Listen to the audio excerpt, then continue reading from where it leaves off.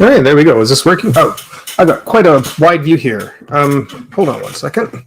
Don't want to narrow this in. This might be fine for now. Eventually, should crop that in a bit tighter. How's everyone doing? I think I've only got, I know Terry popped in and said hello.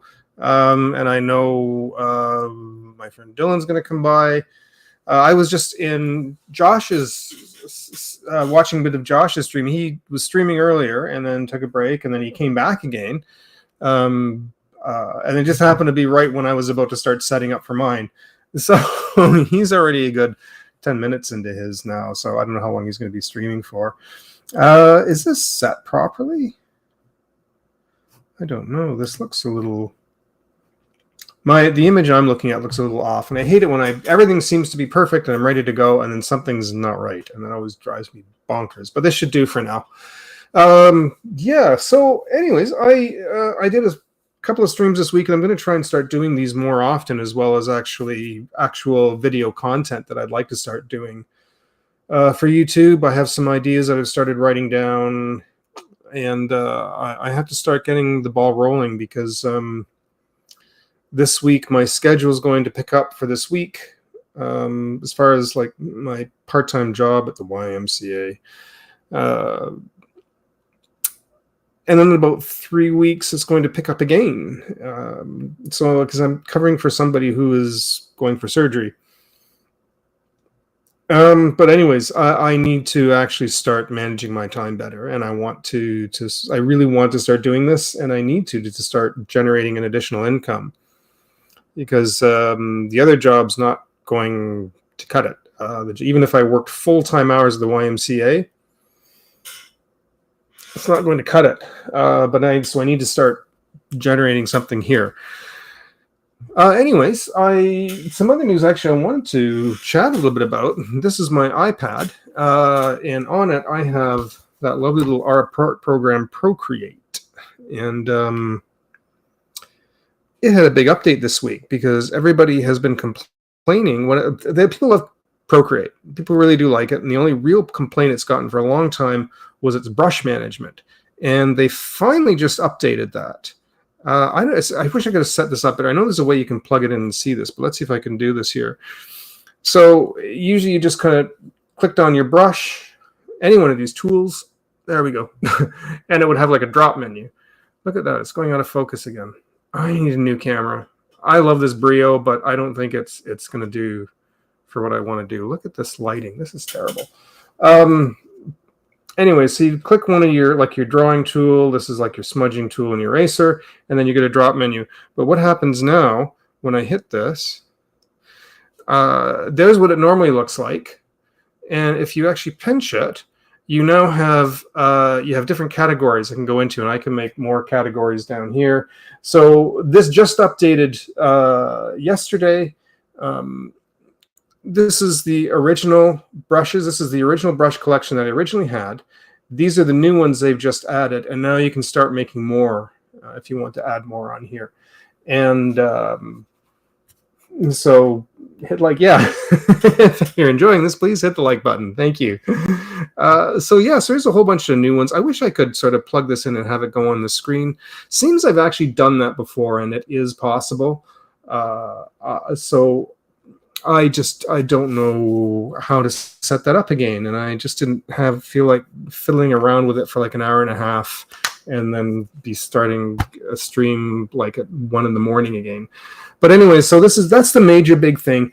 The other thing that hey Dylan, how are you? Thanks for hopping on over. I know Josh has his stream going, so I appreciate you coming over. I was just talking about the new update to Procreate. They dropped a big update yesterday. It was really late last night, so I was able to play with it this morning. So it's just the brush menu. They've updated the brush menu, added a whole bunch of new brushes because this is what it used to look like, and you can pinch it. Now you've got, this is the original one. You've got new ones, and you can start making more rows. And you can even start scrolling it down and keep adding more down below. The other thing that it updated was the two big things. One of them was the brushes. That was the really big thing. The other thing that they did was in the cloud management. It used to be that it just saved it on the iPad itself. And if you wanted to put it in a cloud storage, you had to move it there yourself. Now it actually has its own cloud management system. So when you save something, it gives you the choice to save it on your iPad or in a folder on the cloud, which is spectacular. So I'd much rather do that. And I haven't had a chance to play around with that yet. But that once I learn a little bit more, I think, oh, look at that. Does that do that? It's still doing that. I forgot all about that because you used to be able to do all these weird things like this with it, and it would actually start doing like really crazy. That's ridiculous. Okay. So I thought I had that switched off. Anyways, so that's kind of the big thing with Procreate. I know they have more things coming. There's going to be a lot more coming with Procreate. They had to get that brush management down because it's been in demand for a long time. So that's been done, and that's I think for so many people love to use Procreate. That's going to be a really, really big thing. Procreate Dreams also has another huge update coming. I don't know when we're going to see that. We haven't for a while because it's still in 1.1, and they said they're actually developing Procreate Dreams 2. And if you don't know what that is, Procreate Dreams is their animation program. It's really quite impressive. It's because I know the two big ones was Squid. I know it had the word squid in it. Though I still have it. I had it on the iPad, then I had to get rid of it because I didn't have a lot of space on this. No, I don't have it. Calipeg, I think, was one of them. Was it Calipeg was one? And because Jim Lujan uses one of the two. It was either Calipeg or the squid one. Okay, I got to look this up. It's driving me bonkers. Let me just check the name of that, unless somebody else here knows the name of that one. The Octopus animation program. iPad animation program. Toon Squid. That should have been easy enough. I do not like the fact that this is going in and out of focus, and I don't know how to fix this because this just started doing it recently. I don't like that. All right, I'm going to check something really quick on here because again, I'm noticing this is looking a little bit fuzzy. Other than the fact it's going in and out of focus, but how am I looking? Maybe it's something to do with the settings on my Logitech. I don't know. Let me just look at this though really quick before I continue. Josh said he was going to stream, and then he said when he was done, he's going to send people over. But I know he usually streams for anywhere from 1.5 hours to 2 hours, and that's probably about as long as I was thinking of going. But he said he'd send people over, and I have a feeling after that they're not going to jump into another stream and watch. But let's have a look here. Is my audio off? Let me turn that down because I don't want to come blasting through. I want to make sure I'm at everything is set properly. So it is going. Why am I at? Oh dear, that's not proper. There is an issue with this. No, it should be. It does look a little bit off. I know everybody's probably looking at it going, no, you look fine, but it actually, for what I'm normally used to seeing, what it should look like, this is off slightly. And I don't know what's going on there. It looks like it is 1080p. That's fine. Okay. Anyways, I'm sorry. I know I always come in here and I fuss around, but it feels like I have everything 100% ready to go. And then as soon as the stream starts, everything kind of falls apart at that moment, or something goes horribly wrong. Something either didn't count on, and then it just kind of makes a mess of everything. And I end up sort of either having to restart the stream or what, I don't know, but I'm kind of a little frustrated with it. But let's see if I can move this over, and we'll see what we can do here. So that was kind of the big thing this week in the. You're going to see me like this because I'm having a bad problem with fruit flies. Like, and they've been flying around my head. I don't know if they can smell my breath or what, but they're driving me bonkers. I'm also going to check this on the iPad just to make sure that's also doing what it's supposed to be doing. Yeah, it looks better on the iPad, weirdly. Okay. Everything is good. So how you been doing, Dylan? What's been going on with you? I've been trying to stay off of news because we keep getting American news up this way. I was on the TikToks, which I really am going to have to stay off that as well. But I generally try not to look at anything that's to do with what's going on in the news. Try and just kind of look at some other fun creators I'm used to following there. And one of them did have a live going. It was kind of a heated discussion about things that have happened recently. And unfortunately, there was a Canadian woman that was in there, and they got kind of mad at her. And these are people who are very, they were in there that are very left-leaning. Again, I don't want to get political. I'm going to say this and then end it. But I was a little embarrassed because she was not the brightest star in the galaxy, and everything that kept coming out of her mouth was the wrong thing, and they were getting mad at her. I don't think she meant to, but it was coming across really badly.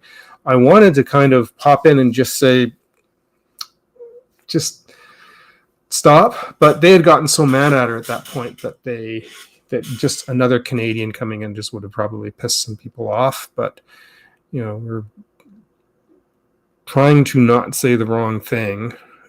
But she just, it was not good. So I ended up, it was kind of depressing, really. So I just left that. But I don't want to get into any kind of political discussions right now online. I'm avoiding that altogether because it's just going to give me anxiety, and I don't need to be going through that. So what have I got here? I did start last week. If you happen to catch one of my streams last week, I came in, when was it? Oh no, it was Monday. I had a really great stream Monday night. On Monday nights, I joined in another friend of mine's stream, and we have this little truck talk. Because I'm a big Star Trek geek. Most people know I'm kind of a big sci-fi geek, and I grew up watching Godzilla movies, and I like Star Trek. And I like classic Star Wars. Just leave it at that. But we did have this really good chat about the new Strange New World series, because it's ending. It's just ended, actually, which went by really fast. So we've been talking about each episode every week, and then it got so busy on last week. There was so many people, and my friend Dave, it's his stream. You have to check. It's Dave Prime 1701 if you like Star Trek. It's kind of a fun chat, and there's people from all over. We got a couple of people from the UK. You got me, the Canadian, and then the other three are American. But it was kind of a fun chat. But there was so many people I kind of didn't. I wanted to say a few things about the episode, and I kind of didn't get a chance to because it got so busy.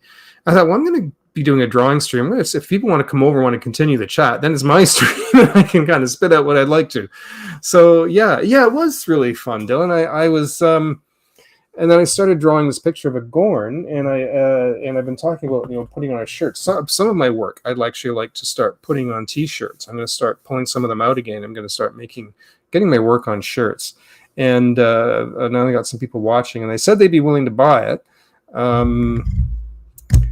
And one of the one girl Mala, she messaged me through the week and said, "Hey, listen, check out because Redbubble's folding. If you do anything with Redbubble, they are going away." But she mentioned another one, and I'd have to dig it up again. So I'm going to look for whichever one she said it was. She even gave me a link. And I'll look for that, and I'll try them out. There's a lot of them, but I think the best one usually to go with, I think, is Printify. Is it Spotify or Print? No, Spotify's music. What the hell am I saying? Printify, and there's another one, but I think Printify is the best one because you can select the quality of the shirts and the company, and there's people usually recommend, say, hey, like Redbubble, you just order the shirt and it comes in whatever they put it on. It's usually like really bad quality for their shirts, but I know with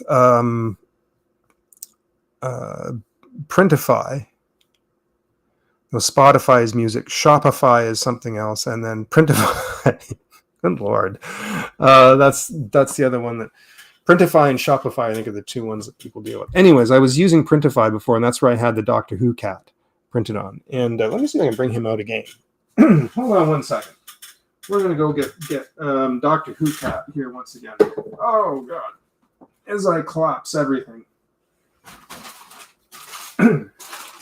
I had this one made up as a test, and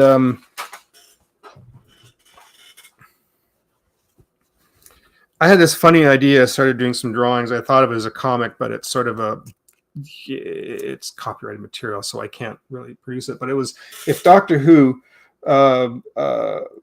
when he goes through his transformation, if he regenerated into a cat, and I had this whole funny idea of Doctor Who adventures, but he's regenerated as a cat, which gives him 9 more lives. So that was the idea, and I had to kind of get away with it without saying Doctor Who or showing anything.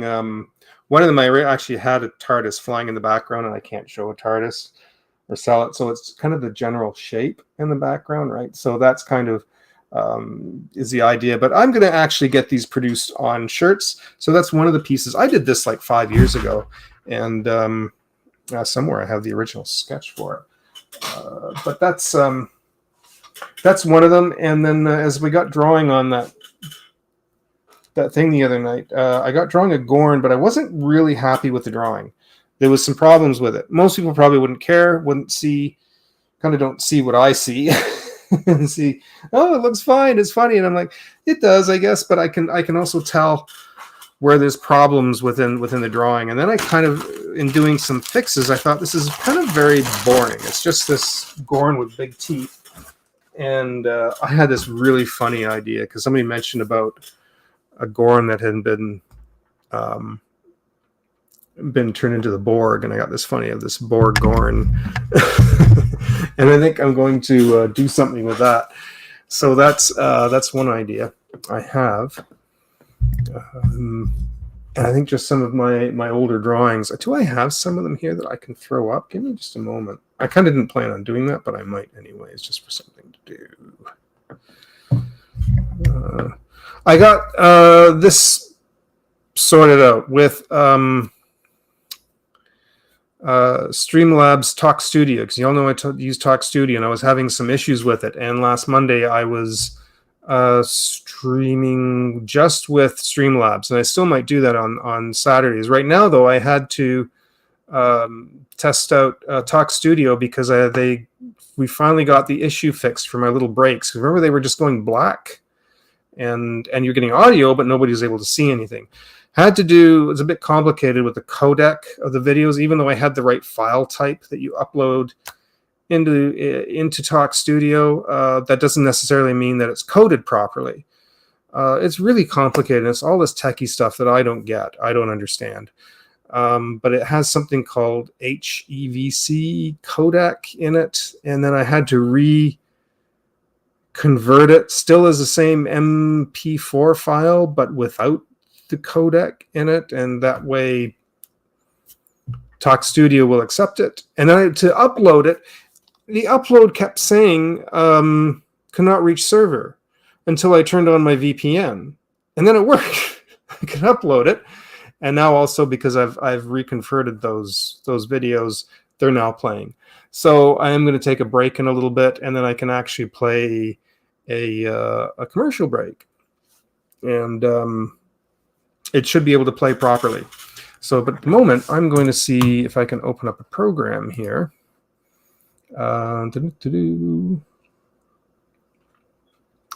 It's been a little slow as far, like, it's nice that Procreate finally got an update, because all these, like, I use Clip Studio Paint, Affinity, Pixelmator Pro. Those are the big ones that I like to use, and Sketchbook Pro I use sometimes as well. None of these have had any updates lately. Usually it's fun to see updates. Clip Studio Paint. Oh, I gotta show you something in Clip Studio. Just has these little incremental updates, just little things that aren't that big of a deal. But I have Clip Studio Paint version 4. I always try to stay on top of the new one if I can, because I like all the bells and whistles. So I'm going to open that in just a moment. but there's been no major updates to anything. And it's been a little boring as far as art programs. All right, let's...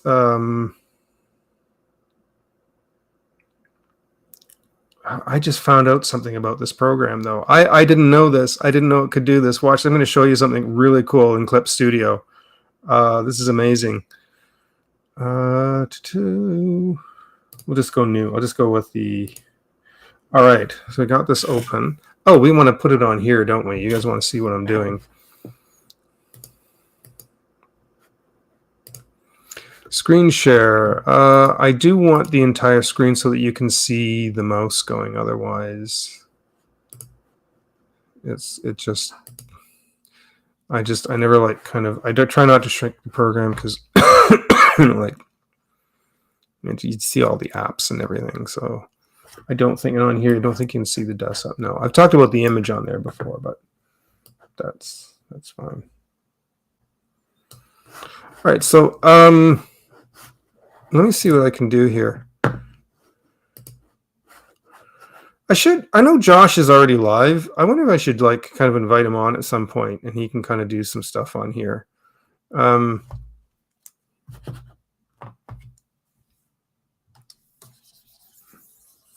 don't know. We can live on each other's. I don't know what he uses something else because he's on OBS and I can't use OBS. Unfortunately, it doesn't like my Mac for some reason. There's a huge issue with OBS and the new Macs that use the M chip series. They don't like, for some reason, it doesn't like them. And there's certain issues with the audio.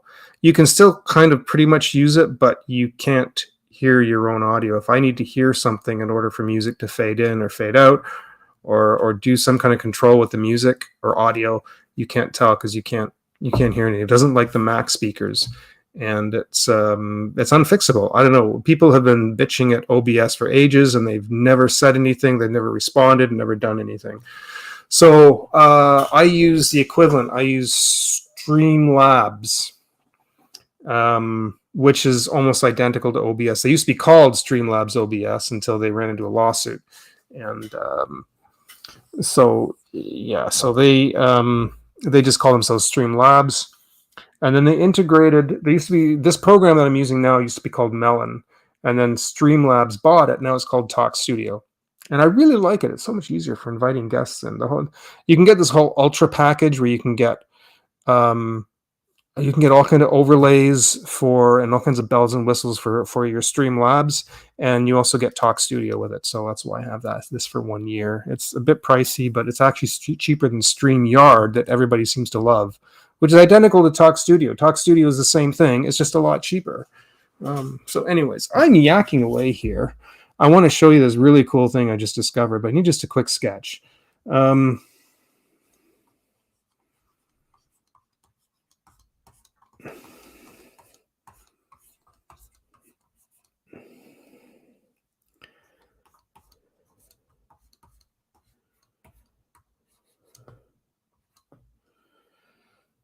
So let me just do this sort of quick sketch of this dude here, and you'll see why in a moment. I'm not going to kind of do any details here.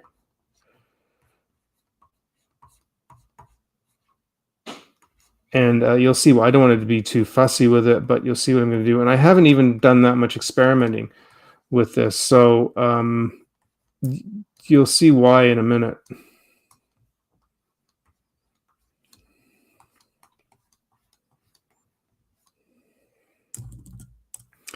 To do, and this is in Clip Studio that I'm using.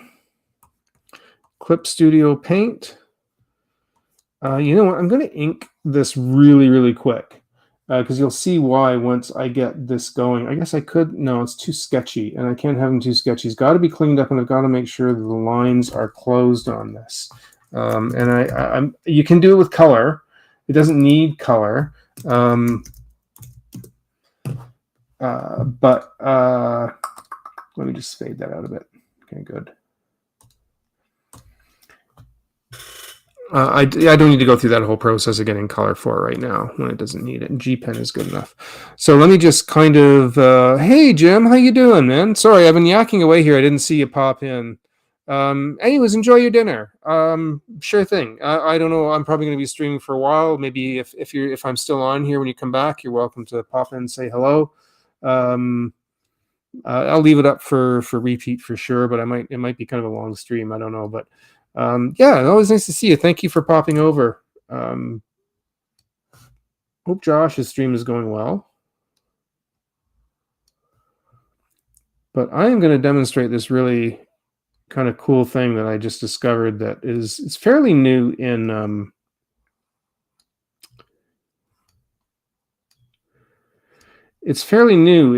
Clip Studio, but they have had it for a little while. I never thought about it. And it's in their transformations. And I just got to make sure all the ink lines are closed. I don't want any openings in the ink lines.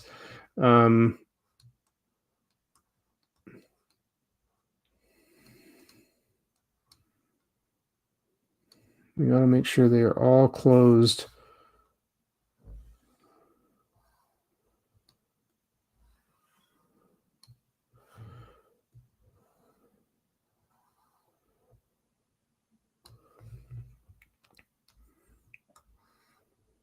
I know I'm leaving everybody in suspense. I'm not going to say what it is yet, but this really is a cool thing. If you need to kind of rework your drawing slightly, you might know perhaps what it is, but I'm going to I'm going to give a demo of it anyways. This doesn't need a lot of detail in it. That head's really high.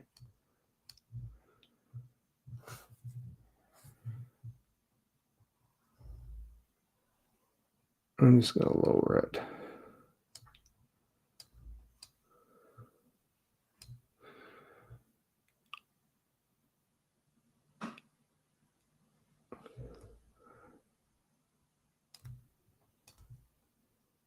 Turn the other cheek. Oh, what is? Well, I just know that as a biblical verse. Where would you get it from?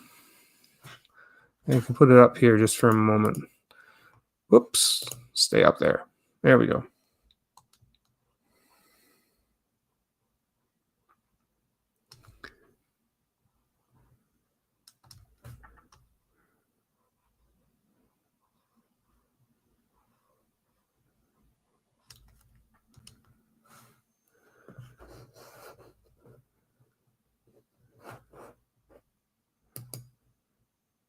All right, I think that's enough. I'm just going to kind of touch up a few little places that I don't want it to be a problem.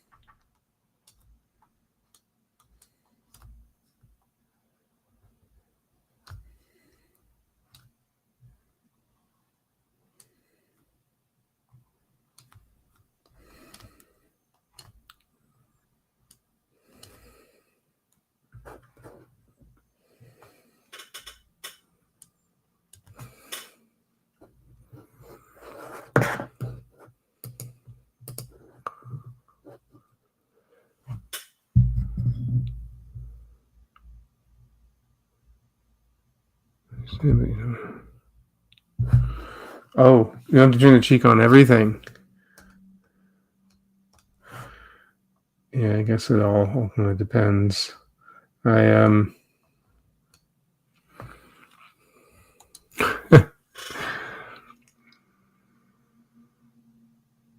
his age, he kind of understands you don't have to turn the other cheek on everything.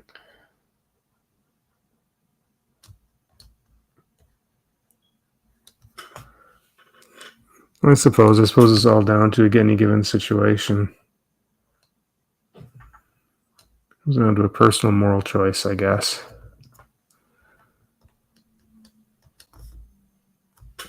All right, I'm just making sure all the little openings are closed.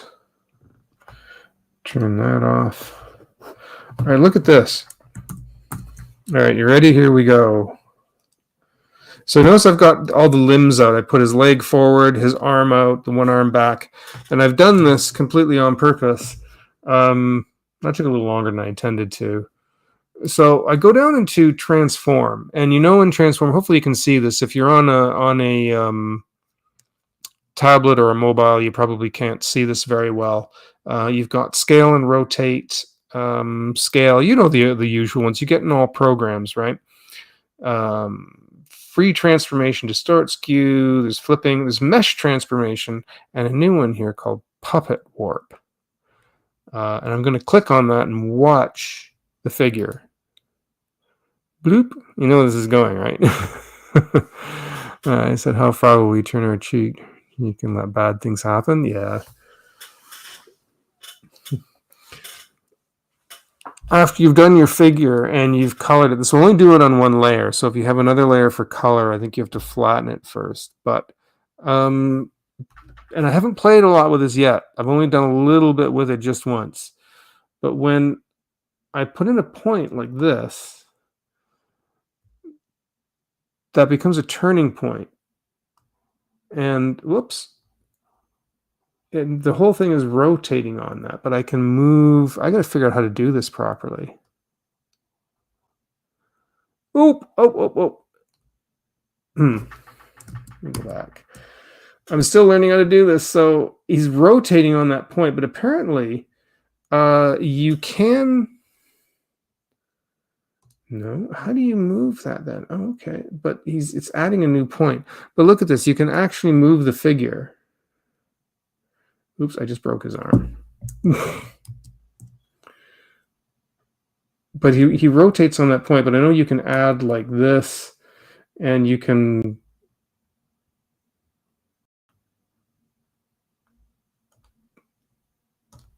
can't add a new pin. Okay, that's really warping. I'll have to learn a little bit more on how to. Oh, I see. So it's added these pins in.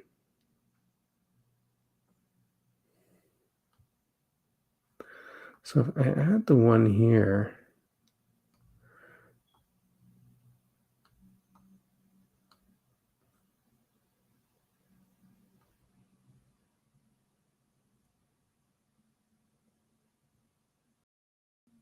you can almost animate it. It kind of does squish like some of like this joint in here. But yeah, so this is a great idea. This, I know I'll definitely have some fun with this. So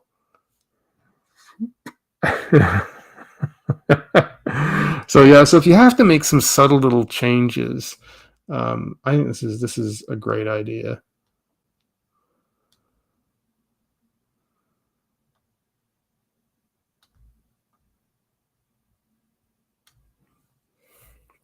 You can see it's leaving those little gray nodes where it's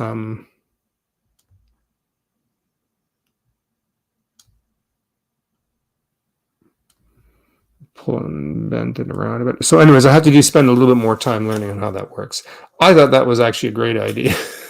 Been having a bit of fun with this now. So, but yeah, so that's a thing. And again, that's down if you go into edit as part of your transform tools, and it's still in Puppet Warp. So all these are grayed out at the moment until I give it an OK. Now he's a whole new figure, whole new position. That is a good point. Do you turn your cheek and then just keep letting bad things happen, or do you? At what point do you have to stop it? Right. I'm not. I don't want to hazard a guess of what you're referring to, but and there's the mesh transformation. It's showing only this single grid like this, but I think you can adjust this grid. I think you can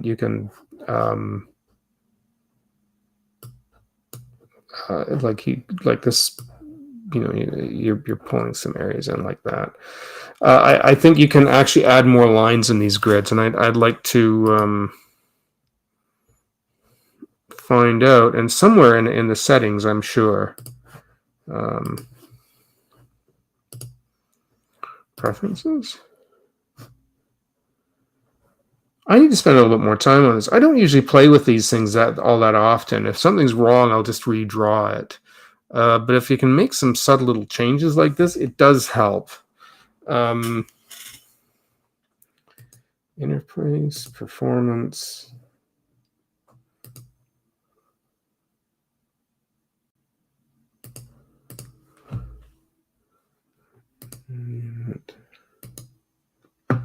Yeah, I'm not too sure. I'll have to...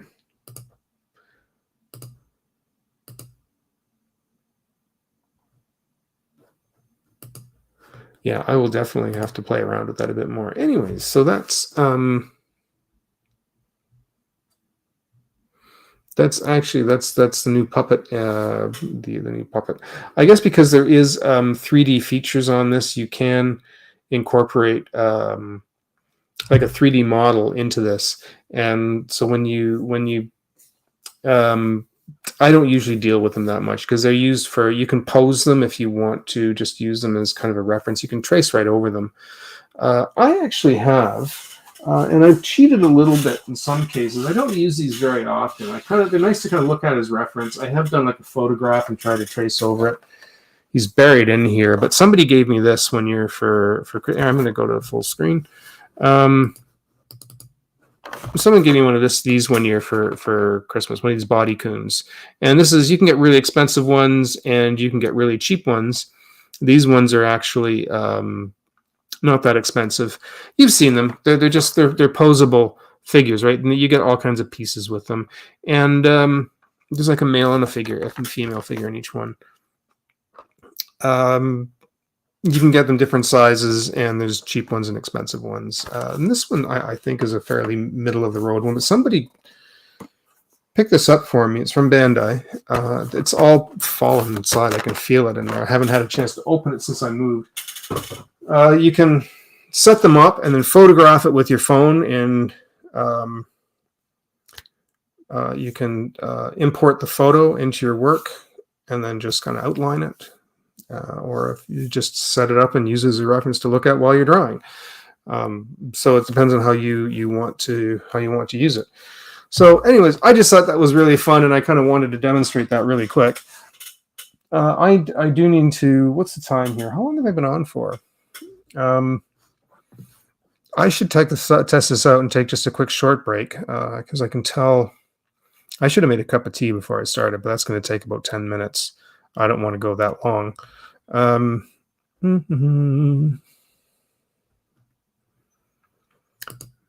Yeah, I might just take a short break. Oh. Interesting. Sorry, I'd uploaded new videos, and it's some of them I had duplicated, and I thought I got rid of the duplicates, and they are still there. So I'm not sure what's going on with that.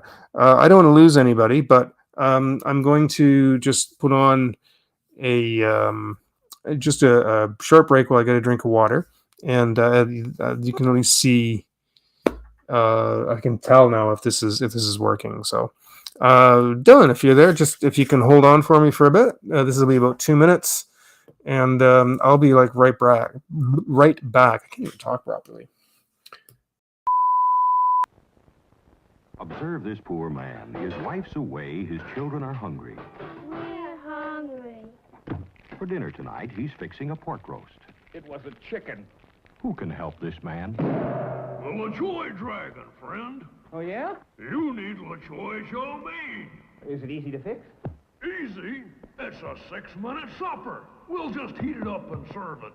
LaChoy chow mein, full of crunchy bean sprouts, celery and onions, imported bamboo shoots and water chestnuts, sweet red peppers and mushrooms. It's as crisp and good as the takeout kind because it's quick cooked in dragon fire. This is delicious. You didn't know I was a chef, did you? And don't forget the LaChoy noodles. Never mind. LaChoy chow mein, 5 different kinds, always crisp. Quick cooked in dragon fire.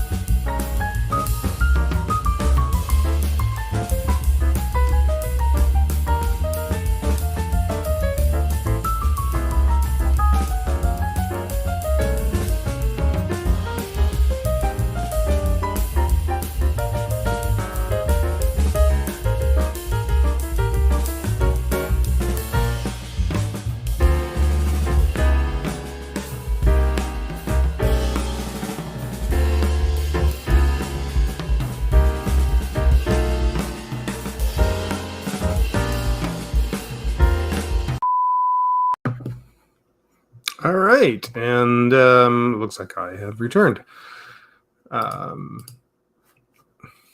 It's nice. I can put 3 viewers in here, I think. All right. How's I feel bad for Josh. Josh is still going. I hope I'm not like pulling people away out of his. He's more popular, anyways. He has like 5,000 subscribers. If I was, thanks, Dylan. Appreciate that. Man, if I had 5,000 subscribers, now I know he works a very good job, a full-time job, and a very good one.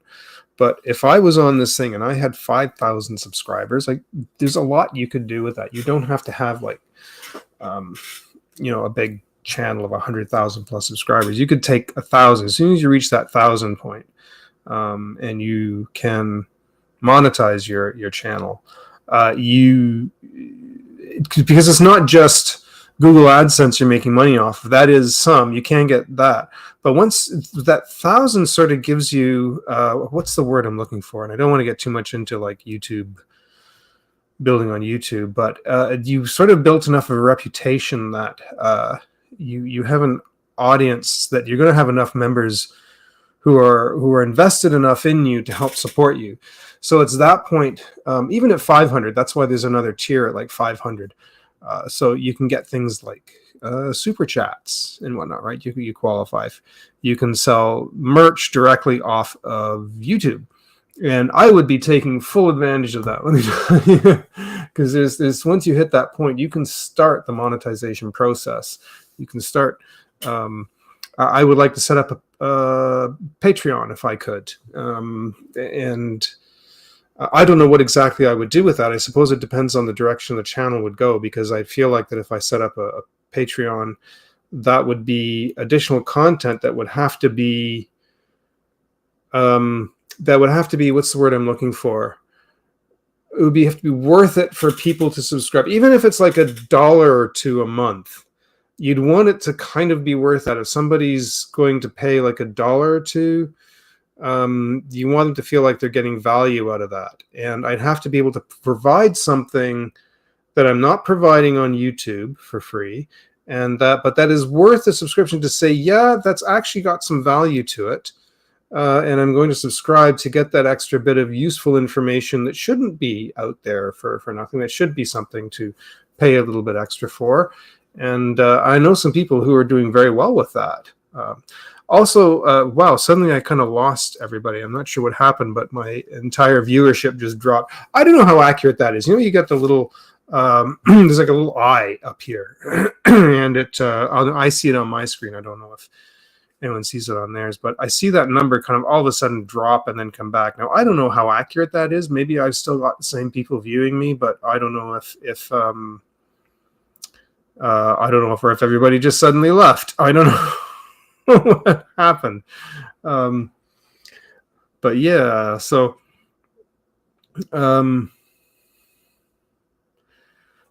here, let me just bring this up here. Since I can do this and I like using it, I think I would do a sliding scale for the people who would like to support me. I would do a monthly movie screening or something for all tiers. Yeah, that'd be a nice idea. Do a sliding scale? Do you mind if I ask what you mean? I'm curious.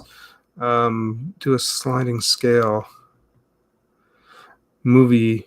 Is you talking about like doing a movie review channel? I know a lot of people do those, but they really are fun. Movie review channels. I actually subscribe to quite a few of them just because I think there's a couple of different kinds. There's one where people are watching new movies that are out. They review a movie that's out now. They're kind of like the Siskel and Ebert. They're kind of the what's his name? What's his name from Lasercast, or the other one, Chris Stuckman, who's the famous one, and the other one. So there's those ones that are really popular. I think those are great. And there's the ones. These ones are a lot of fun, but there's people who will sit down and watch older movies that I remember seeing as a kid growing up in the 80s. Like they're watching Star Trek movies for the first time, or they're watching Superman or Raiders of the Lost Ark, and it's like, yeah, I've heard of this. And it's these young Gen Zers, and they come on, they start watching these movies and they're in shock at these, and they're like having the reactions that I had like 40 years ago.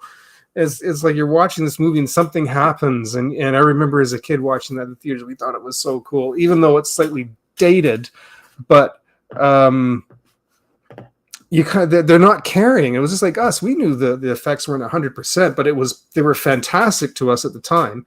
And now these people are watching them, and Star Trek 2, that ending that we're kind of used. Everyone's seen Star Trek 2 now, so we all know how Star Trek 2 ends. But these people are watching it for the first time, and they're tearing up at the end of this. I'm like, wow, this is holy cow! And they're in complete shock because even back then, it had leaked what was happening in Star Trek, and so we all knew what the ending was before the movie came out, because this is before the internet time in the 80s. And somebody had let it leak out of the studio what happened, and it got on news, and people were talking about it on the news station, and so we were getting it like in newspapers and on TV shows, and Entertainment Tonight was like asking them about it. It ended up leaking out. It was terrible. Can you imagine like the 80s before the day of the internet, and everybody knows the ending of the movie before it comes out? That's pretty bad. So let's see what you got here. Like a $1 tier, $3, $5. Yeah, you can set them to that. Every tier gets the same perks on no matter what they pay. Oh, okay, all right. Okay, so it's the same thing, but it's just with what they wish to donate. Christopher Reeve, yeah, he kind of was the best. They're all arguing between the last two, between the new guy, I can't think of his name, and the previous guy, the British guy, I can't even think of his name though, the big dude. I'm trying to blank on both their names, but they're all arguing between those two, and I'm like, no matter what you say about those two, it's always going to be Christopher Reeve. That guy kind of ended up embodying Superman better than anyone ever has and probably ever will. So I think he kind of was the epitome of and that's what everybody kind of looks to. Anyone who picks up Henry Cavill, that's it, and David Cornsweet. Okay, yeah. I don't know how I blanked on Henry Cavill. I'm getting old. I'm blanking out on so many things. I'm like, it's right there. It's like I know what it is, and it's, they say the tip of your tongue. It's just like, yeah, it kind of is, isn't he? Yeah. Yeah. I don't know why it drives me bonkers because I know he's supposed to be American. He lives in America and grew up in America, but they hire a British actor. And I think it's kind of funny that we've had a British Batman, a British Superman, and a British Spider-Man all doing American accents. And it's funny because every once in a blue moon, it'll slip and you hear that word or something that's not quite right. And you hear that wee bit of British accent starts to slip out. And, the glottal stop slips in somewhere or whatever. And it's not that much. It's not distracting, but if you listen, you hear it here and there. But I find it kind of funny that they do get. I think it was out of all of Hollywood, there was nobody that worked that you had to get a British actor to change their accent to do an American. And so it's kind of, it's actually, I don't know, it's kind of funny. And it's the same the other way around too. When in England they hire an American actor for a particular role, and then they have to put on a British accent. And it's harder for an American to put on a British accent than it is for somebody in England to put on an American accent. I don't know why, but adding that British accent is a little more difficult for them, and I'm not sure the reasoning in that, what it is in the dialect that they have to really, really adjust. But either way, either direction, it kind of slips. I was watching The Umbrella Academy. And one of the actors, who's the really big guy, who's supposed to be like the gorilla, he's a British actor. And I was watching the final season. It ended on kind of a very poor final season. It's a shame that kind of they dropped the ball on that, and it didn't, because it started so good, and then it kind of fizzled out. But there was a part about halfway through, he just completely dropped his American accent. Like, he just went on full British. And I'm like, all of a sudden his accent just randomly changed. And it wasn't all the time, but it was just for a few scenes. But it would go right back and forth, and it's like he just gave up. So all of a sudden, this guy's like half British, half American, back and forth. Like, did nobody think to reshoot these scenes in the editing, or maybe they just ran out of time? I don't know. But they, that just kind of made me laugh when I saw that. But all right, this is supposed to be drawing, and I'm not sure what I can actually doing here. But the only one who really has been consistently really good, hold on here, was actually it's the last two Spider-Men, wasn't it? Both of them have actually been really good at just putting on American accent, but particularly Holland,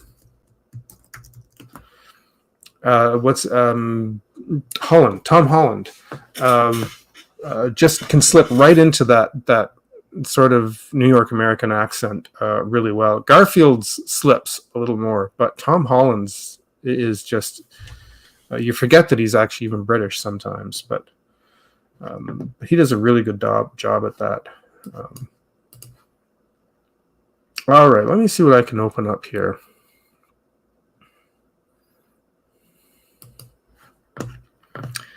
Let me see. What program should I use? Should I go back to Clip Studio? Should I use Affinity Designer? I need to start adding some new things in Affinity Designer. It's just such a weird program. I'm still trying to get used to some of it. Maybe because the British English existed before the American. Funny thing about that, I got into an argument with somebody about that. It sort of did and it sort of didn't.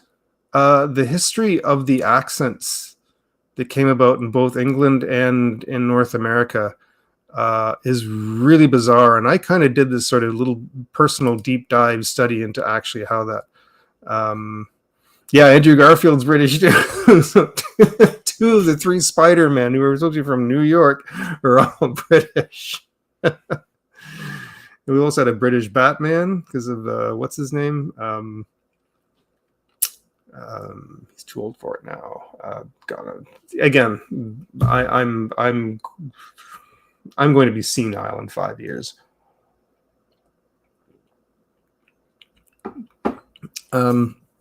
But the whole thing about the history of the accents completely fascinated me.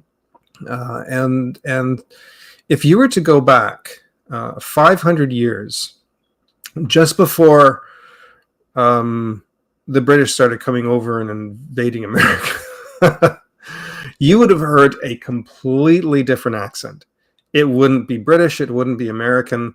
It was this complete thing that actually sounded closer to an Irish or Celtic kind of accent. And let me see if I can get a program open here while we're doing this.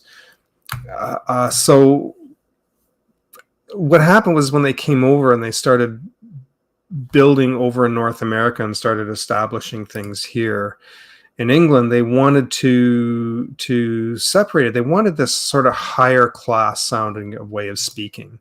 And the biggest changes was that because they still had, if you were to go back and listen to Shakespeare at the time Shakespeare was still alive, they still had the hard R.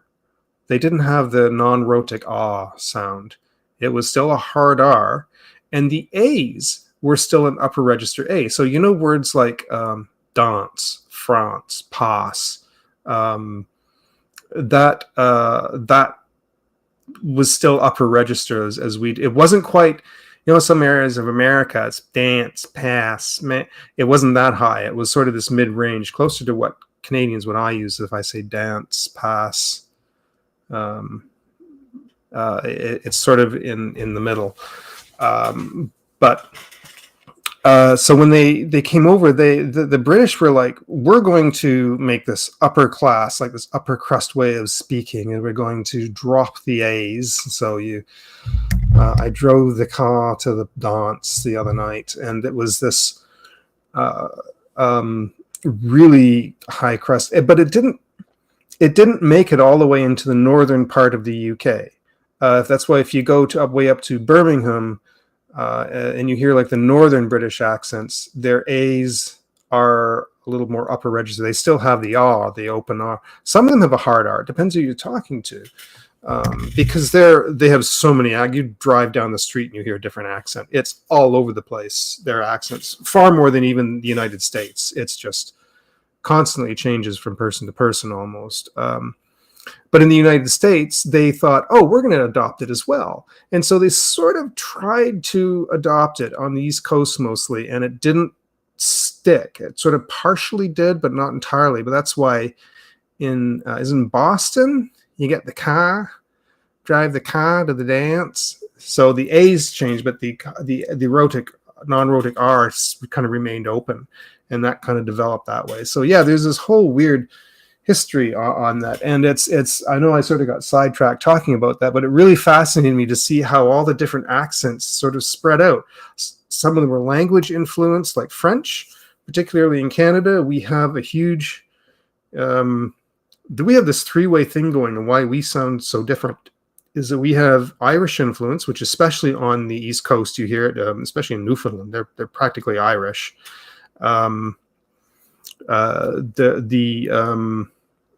Begins to soften then as you come into the other maritime provinces in PEI and Nova Scotia. Then when you come over here in Ontario, it depends on where Ontario, because you've got you start going up north and you start hearing what they call the Letterkenny accent. And if you're familiar with the show Letterkenny, then you know why we sort of started to talk like this. And this started to become adopted because everybody started to love Letterkenny and they all wanted to talk like this. So I'm not sure if you're familiar with Letterkenny. It became a really hugely popular comedy up here. It is so crass, but it is so funny. And the comedy is very, very fast. But if you ever get a chance to look up Letterkenny, it's really funny. But the more you start going out west, it begins to slide into more of a flat, basic American sounding accent, and that is where that kind of comes from. And but out this way in Ontario, we have influence of Quebec, we have influence of Irish, we have British influence on depending on who you speak to. That's why kind of our I's are a bit different. We can have an I sound or an I, which is the same in the UK too. The royal family in the UK will have an I sound. If you listen to them, it's not quite like the RP accent that's a little wider sounding, but they have to have it tightened and refined, and so it's an I sound. So it's little things like that I just find it so bizarre. But the peasant's accent, basically, I guess in a way, yeah, it kind of was. It depends on how much of an education system you had, right? So, but even in the UK at the time, apparently they thought it was odd that they were dropping the dropping the A's, which ended up sticking out through. It's become a big part of the RP British accent. I like the sound. I like certain things I kind of like that I wish we could sort of adopt, because I just like the sound of it. Such as the I sound I like. And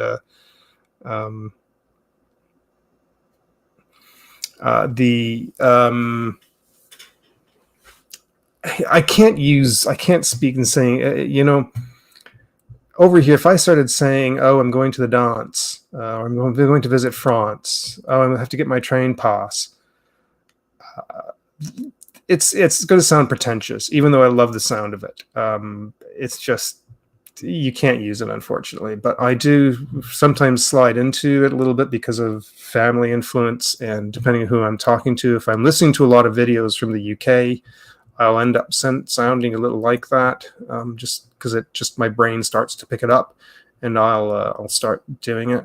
If I go over to the UK, I'll be actually talking like this without even thinking about it. I go into the coffee shop, and it's like the first thing out of my mouth is like, I'll be like, Americano, please, and it's just. Now the transatlantic, that's a whole other conversation, because there's a lot of misleading information on the internet about that. That's very, it's, hey, Toad Road, how you doing? Hey, good to see you again. God, it's been a little while.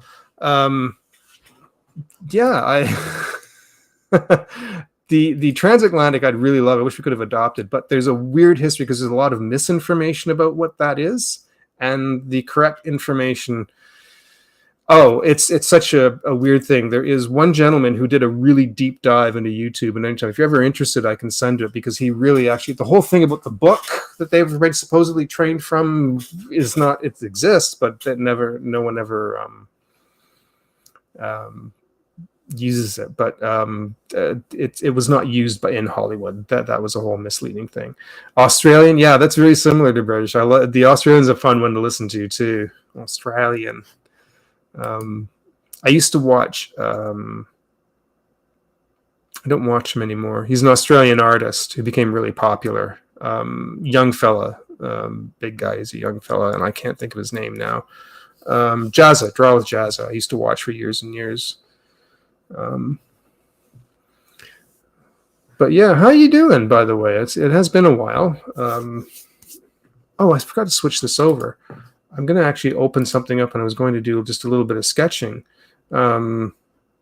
Josh was on for a while, and I was kind of watching, but he started the same time I was planning on doing one. So I thought that was kind of bad timing. So I did watch for a little bit, and then I kind of came over, wanted to start mine. So because I got to make this habit. I need to get in the habit of doing this. I'm glad. It's good to see you doing well.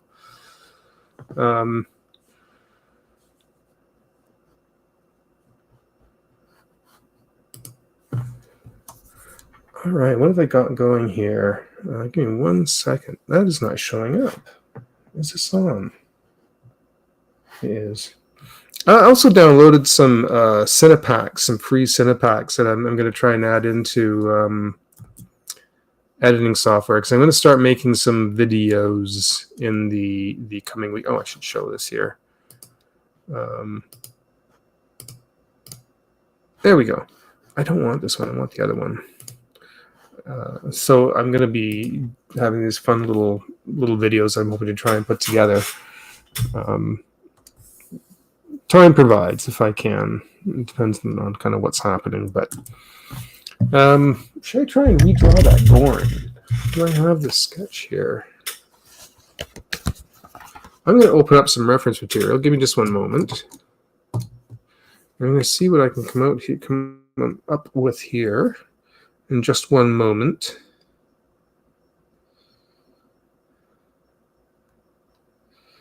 I did have that really good drawing on there.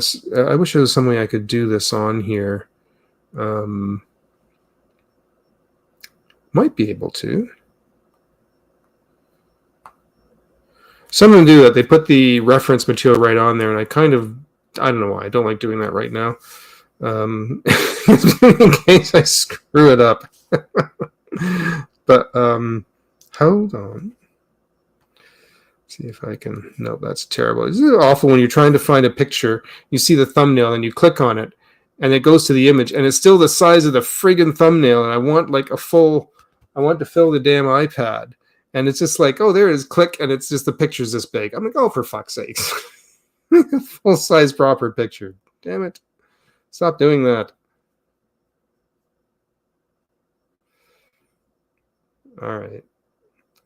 Now I'm going to do a screenshot of that. That's the one I had the other night. I'm running out of room on my desk. I need my longer desk back again.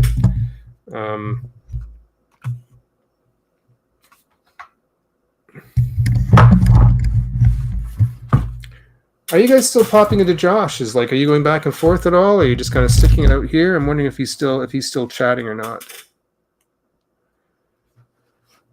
Oh, Gary arrived. Oh, okay. Gary arrived in Josh's chat. Joshua asked about his comic and said that he's on page 50 of 58. Okay, all right. Because he was talking with Paul a bit about his, and let's see if I can screenshot that. So you know he was talking with him. He talked a little bit with Jim Luhan, but Jim went out for dinner. He popped in here to say hello, and then he had to go out for dinner. And I don't know if he had anyone left over there.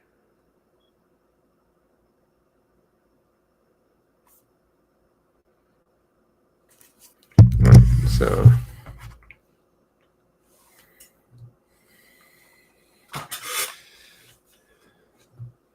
I had this funny idea that I would like to do because we were talking about, I'm going to actually change the ratio of this. This is a 16:9. This is what I usually use when I do thumbnails. This is here. If I do, this is a video screen, the 16:9. So if I do a thumbnail or, I don't know, something to go on the screen for like my openings and that, this is what I work with. But if you do a shirt, I really prefer just to open up an 8x10. So let's do not save that. We're going to go with new. And we're at 300 dpi. Good. Width is 8 inches by 10. Okay. There we go. I know we just did one the other night, but I wasn't thrilled about it. Do I still have it?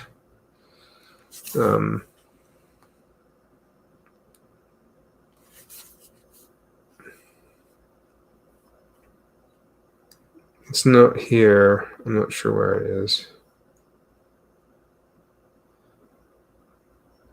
Oh, well, that's fine. I can come back to that later.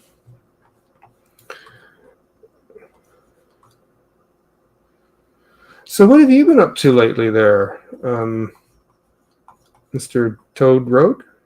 I don't even want to say your name here. If you want me to say it or not. What have you been up to lately? I've been working. It's the same story, isn't it? I've been working. Whoops, no. Don't like that.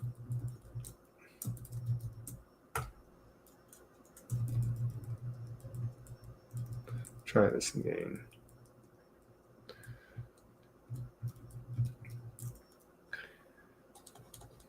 Sound like Charlie Brown on Halloween's his Halloween special. Yeah, I got a rock.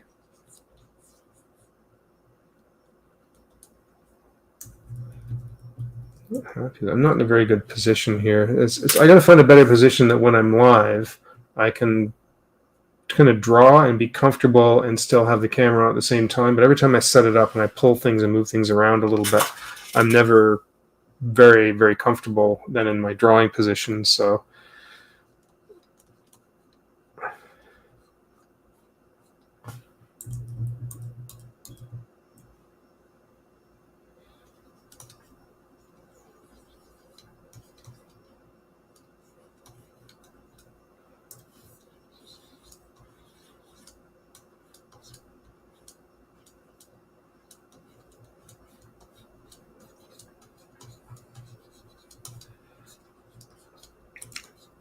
I've got to start kind of finding a way to make more interesting. I don't know. I think I'm kind of, as I'm getting older, I feel like I'm just not. I don't know. I don't know how to put it. There's like not as much appeal. I don't know how else to put it. To summarize, I understand. Yeah, same here. To be fair, I get you. I've been keeping fairly busy, trying to do. I've been juggling work and took a trip up north to an area called Blue Mountain Village, which is really beautiful. Tried to do a live stream from up there, but I was having too many problems. It wasn't even the connection that you'd think would be the issue. It was I don't know. It was a bit strange. Well, first of all, I wasn't getting anybody on there, and I wasn't even sure if I was reaching anybody. Maybe it wasn't connecting. I don't know, but it wasn't going out, and it wasn't.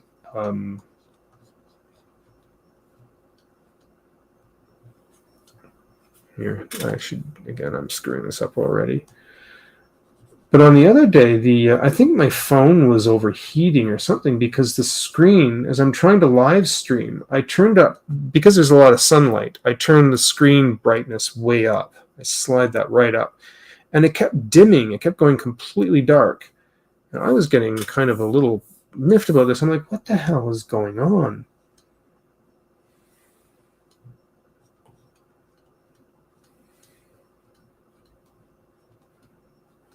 I'm looking kind of a little drunk here. You'll see why shortly. And stuff, working on a few different projects. Oh, good. Trying not to always be working on stuff. Yeah. Yeah, I hear that. That's been actually a problem of mine too, is that the only exercise I get is getting up and going to work. And I need to do a little better than that. I tried this idea, and I'm still going to. I don't know how this is going to go over, because I've seen people doing this.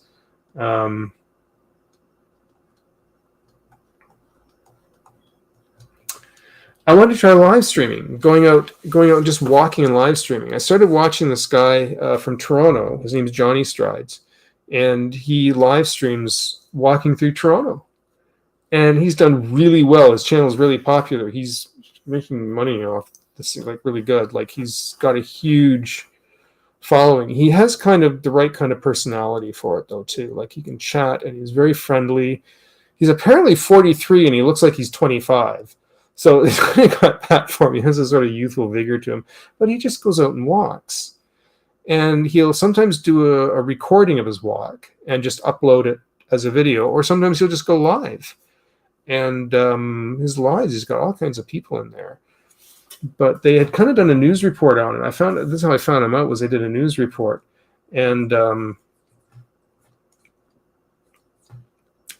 so I started following him and watching his channel because he was just sort of interesting to listen to. And I thought maybe that's an idea. Maybe that'll help me get me off my duff, as if I kind of go out and just walk and go live and talk. And this is a bit big. I need to do something with his right arm.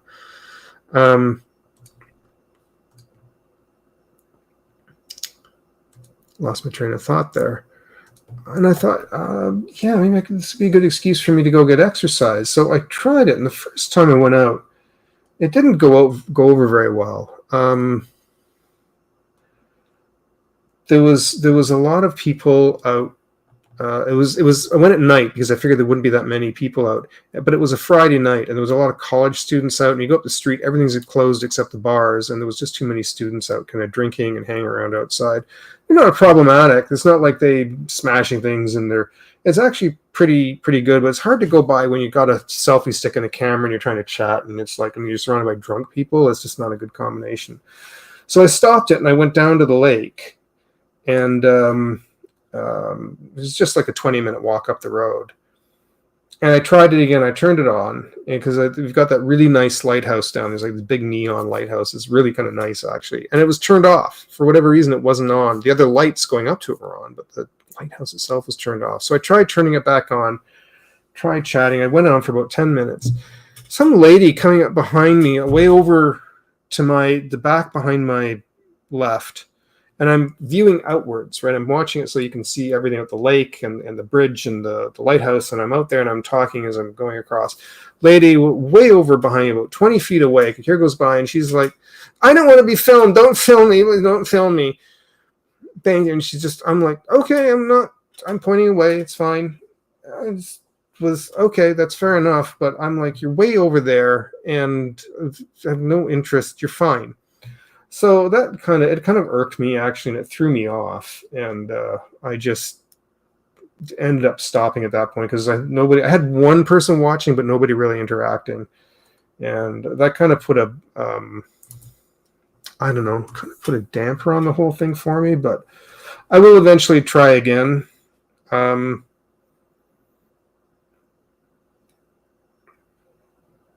not liking this pose too much. He looks like it's supposed to be Gorn, and it looks like what's that fish guy from Star Wars? Jar Jar. Once I get color in it, maybe it'll look.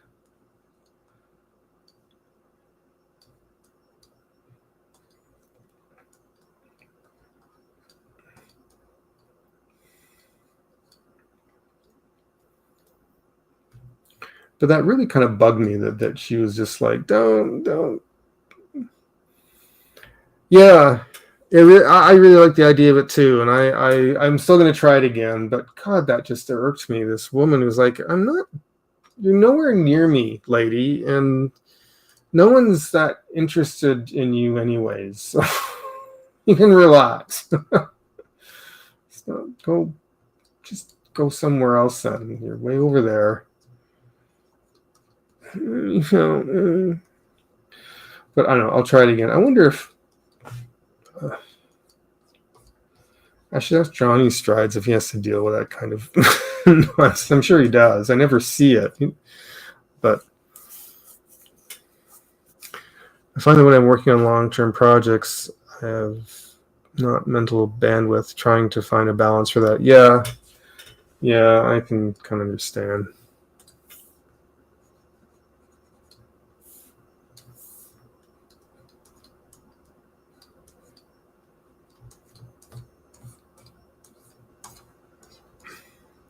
Maybe this lizard, like this bodybuilding lizard for the Gorn.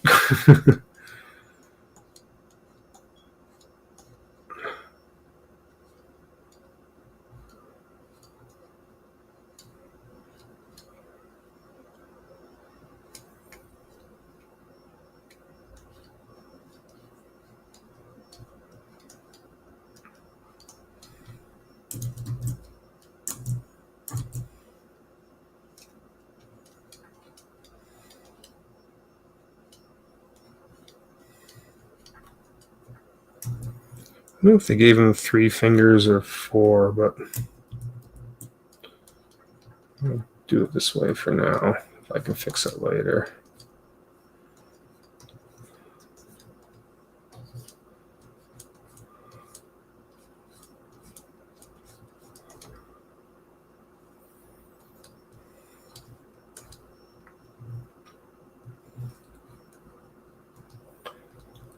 I want to sort of peek in on Josh's stream and see how it's going over there.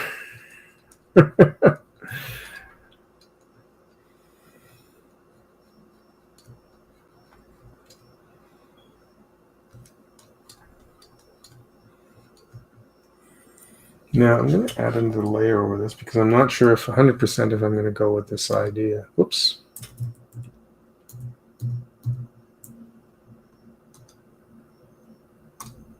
I keep screwing up here. Let's kind of save this in case I have any accidents.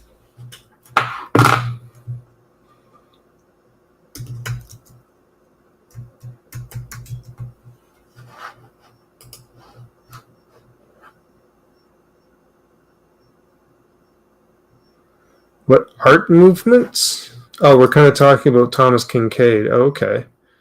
What art movements? I'm not sure what you mean by art movements, like periods in art history, or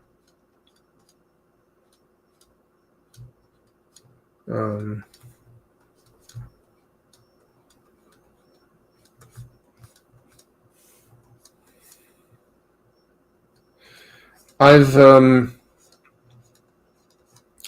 depends. It depends on when you're talking to me, because there's a few that I've. Oh shit! All right. There is a few that kind of that do kind of interest me. I've lately I've been kind of looking up a lot of. I've always kind of liked Van Gogh, and I had sort of been looking at a lot of his work again lately. Like periods in art history, Renaissance, Baroque. Yeah, it all kind of depends on the time when you talk to me, because that always kind of changes from time to time. So it sort of depends. But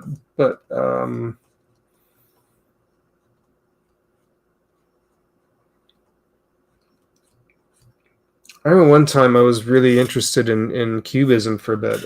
It fascinated me because it's about the time when the camera came into play, and they realized that art. Yeah, I know what you mean. When they realized that the camera was making doing portraits obsolete, because now we can get an actual image of what the person looked like, and they really kind of thought that was going to be the downfall of artists, and it ended up opening up the doors for all new,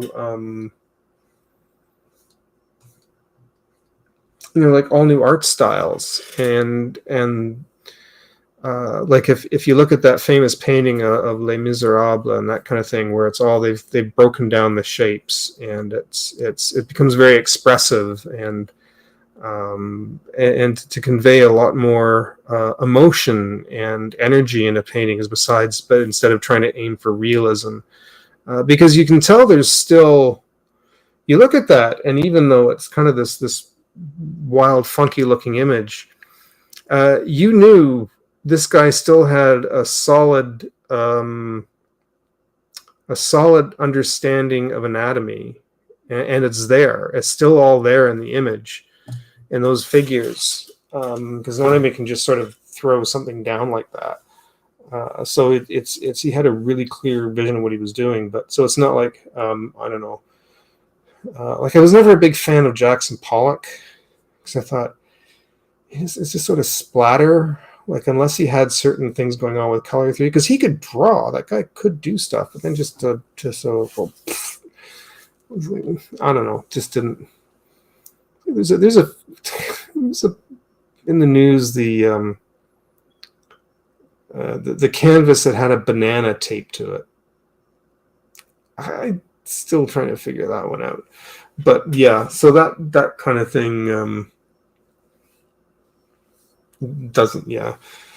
But yeah, when you look at Van Gogh, he was also one that and that was around also the time I think that photographs were just starting. But even though his stuff was not detailed at all, but he knew what he was doing with he understood lighting and color and it was all there. I was talking to somebody about what my favorite painting was, because everybody talks about Starry Night, and I do really like Starry Night. I think that's a beautiful painting. And it's actually interesting that scientists can actually look at that painting and they know exactly when he painted it by the arrangement of the stars and what was in the sky at that moment. Apparently, it's Neil deGrasse Tyson's favorite painting too. Is that one? Don't like that banana. I know. Isn't that? How long do you think it's going to last? Like, what? I don't know if somebody bought it or not, but Lord, I know what they were thinking. But one of my favorites of Van Gogh, and I don't know why, it's just a personal thing, maybe because it's something I enjoy. But it's the Cafe at Night. I think that's just the title of it, Cafe at Night. And there's just something really inviting about it that I want to step into that painting and order a cup of coffee from that restaurant. And just with all the nice the really lit, the canvas and the lights against the dark sky and the people dancing, it's like this sort of casual, entertaining evening, and people are out. You can see people walking and enjoying themselves, and people are working in the cafe, and there's just something very calming and inviting about it. And it's in, I don't remember where it is now. I want to say it was in France. Or should I say France? But yeah, I would love to have a book of his letters to his brother. I know, wouldn't that be fascinating to read? I would read that. A book about his paintings. Yeah. It's such a sad loss. You wish sometimes you could step back in time and just grab them and say, "Stop!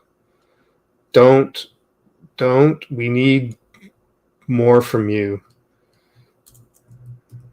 But no, he was so distraught. He probably could have got help if he was in today's era, but yeah, it's oh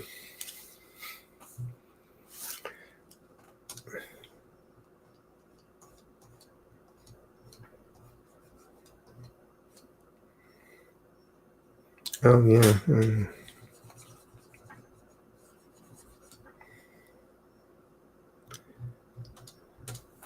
But I love that. There's three pieces I would get. And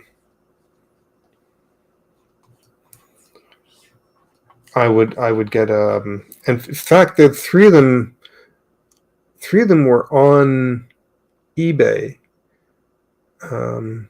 Yeah, they really are. You could tell really how much skill he really did have in his drawings. In some ways, his pencil drawings, were actually in some ways better than his paintings. In some ways, because you can see the his understanding of lighting and shape and form and whatnot.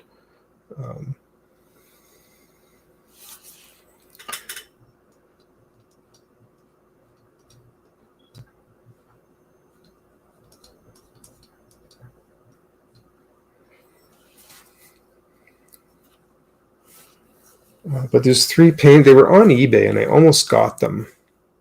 I wasn't sure. They weren't that expensive, and I wasn't sure actually how good a quality that they were going to be. Yeah, he really is. Do you know when I was in high school, one artist, for some reason, I became fascinated with.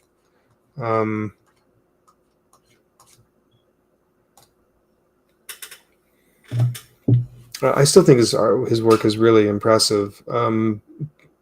Is Norman Rockwell, who some really don't consider an artist. Some people have actually called him more of an illustrator. I was more interested in modernism when I was younger. I have more distaste for it now. Yeah.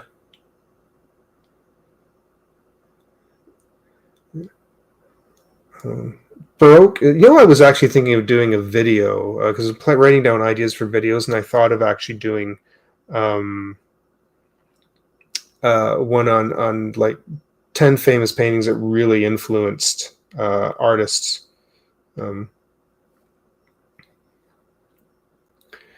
LJ, I never going to say his name right. Leyendecker? I never going to say his name properly. Yeah, he's cool. What was the one that he did that I haven't seen this stuff in ages. Whoops, I didn't want to do that. Sorry. I forget the one he did that I really liked. Because he was somewhat similar to Rockwell.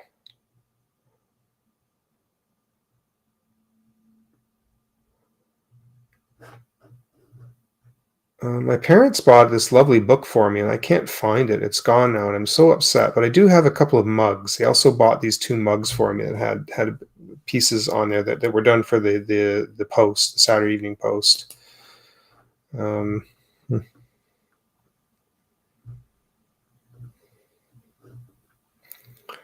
Monet is another one I always really liked.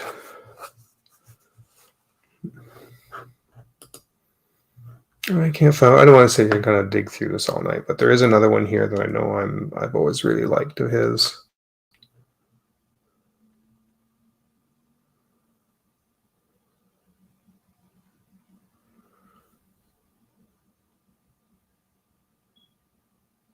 Oh, is that right? That makes sense then. Yeah, I can see that. There's definitely an influence.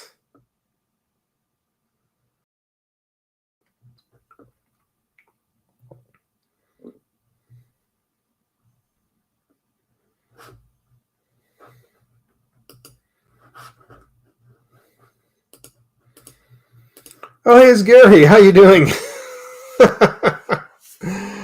I'm getting some people over here. Is Josh still streaming, or is he? It's good to see you. I was about to say we're kind of talking about artists.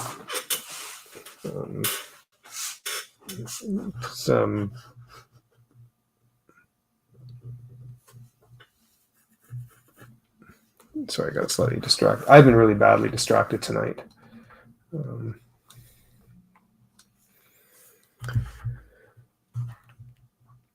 I gotta find something else here quickly. I forgot what I was even saying a minute ago.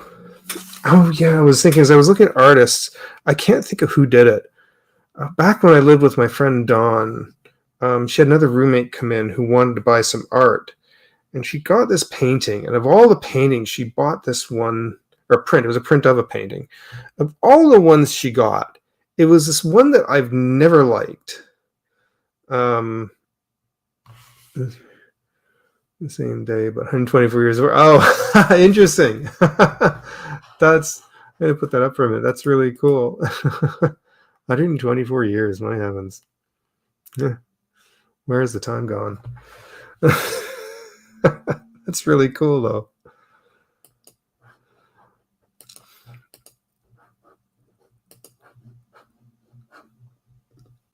Oh, God, Circworks is in here. I'm missing all these messages. Hey, how you doing? Good to see you. Wow, I've got some like famous people in the art world on here.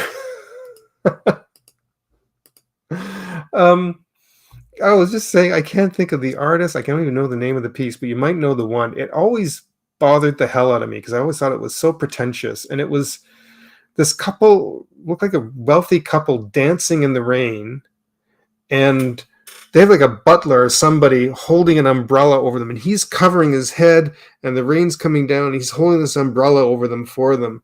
And she just thought it was so romantic. And I'm like, it's like, bugs the hell out of me. This painting. It drove me nuts. I used to bug her about it all the time. And I'm like, I'm going to do a follow-up image where it shows lightning has struck them and they're both on the beach dead. It was turned to do this painting, but I hate that image. Hey, Matt, how you doing, man? Good. Dude, I got everybody popping in here tonight.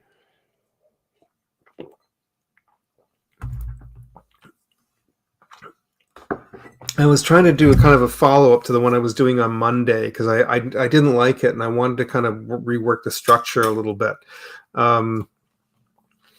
So I had this kind of idea for something, and I've just been kind of picking at sketching it out here. So, but there's so much going on with the chat. I'm kind of almost losing myself. I'm terrible at keeping. I don't have a multi-track mind. I don't multitask very well, and so I'll try and read, and I'm missing these people. Who else come in? Oh, Josh ended his stream. Okay, all right. I was kind of hoping maybe he might pop in here for a little bit, but I know he's got family and kids and things. Okay,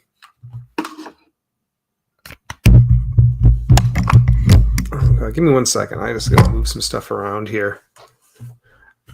Oh, thanks, Matt. I appreciate it. You were streaming too earlier, I think, weren't you? Because you started just about the same time I was about to start. So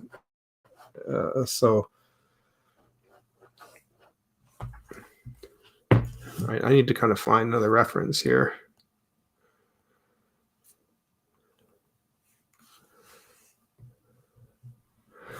No, we definitely have different. I know Josh will get, as he calls, spicy, but he gets into a spicy conversation. Not that kind of spicy, but he gets into like some political things he'll start talking about, and it's like, no, I won't get into that on here.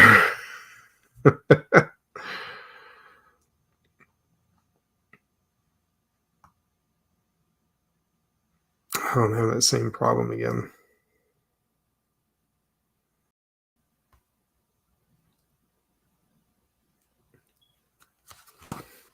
Yeah, I can get that. Yeah, because it's kind of nice to get on and just kind of chat about things and get away from stuff.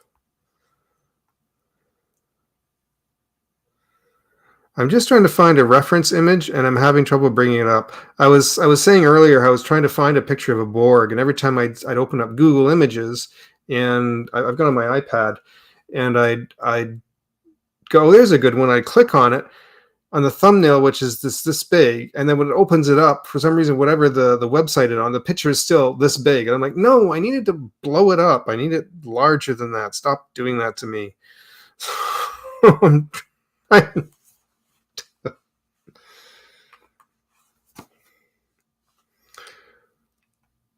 I need a picture of a Borg here. I've got 8 on here now. All right, so let's see if I can kind of fiddle around with this a little bit. All right, so I'm turning that down. I'm just kind of putting another layer over top of this because I'm not sure how I'm actually going to do this. But the idea is I've got this Borg. I'm going to lock this one so I don't accidentally sketch on it. Because, you know, if you've used a digital program, we've all drawn on the wrong layer.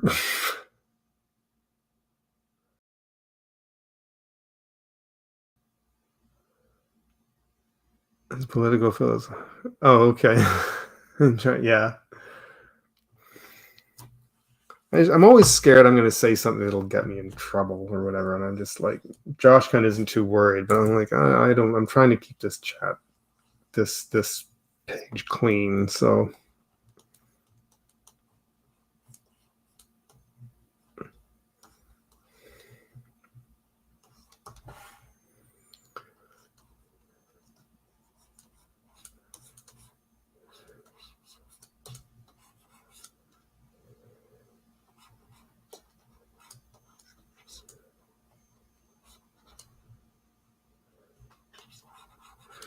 All right. So the idea I had was that if he's a Gorn that's sort of been turned into a Borg, and this is more for the Star Trek geeks that would get this, if you know what I'm referring to.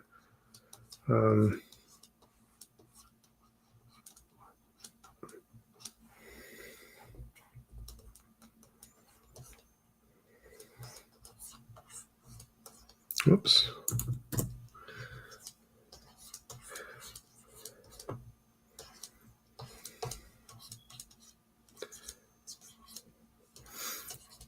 So what else did he chat about tonight? Was it just more about the different art periods, or did he chat about anything else? Or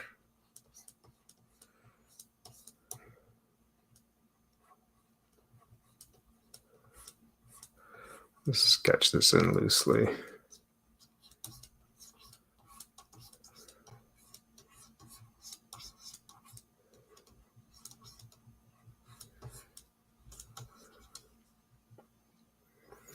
No, the Borgs have one arm that turns into a full machine thing. I don't know if I'm going to end up doing that with this one or not, but I'm drawing over top of this. This is all on a separate layer, so I can actually, if I don't like it or if I need to fix it, I can turn that off. So it's all completely on another layer. Oh, okay, all right. Your discussion was the other day. Oh, all right, okay, all right, gotcha.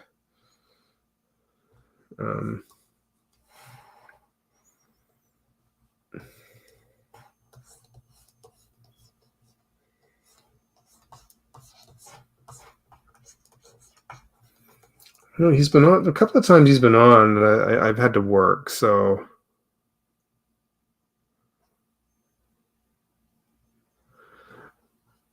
Oh no worries, Scott. It's always nice to have you on here. Yeah, work away. I'm glad it's entertaining enough to at least leave on. I need to check something super quick. So excuse me for one moment. That's not what I wanted. Open the wrong thing. I check something on the screen, so I can't kind of see this for just a moment. But okay.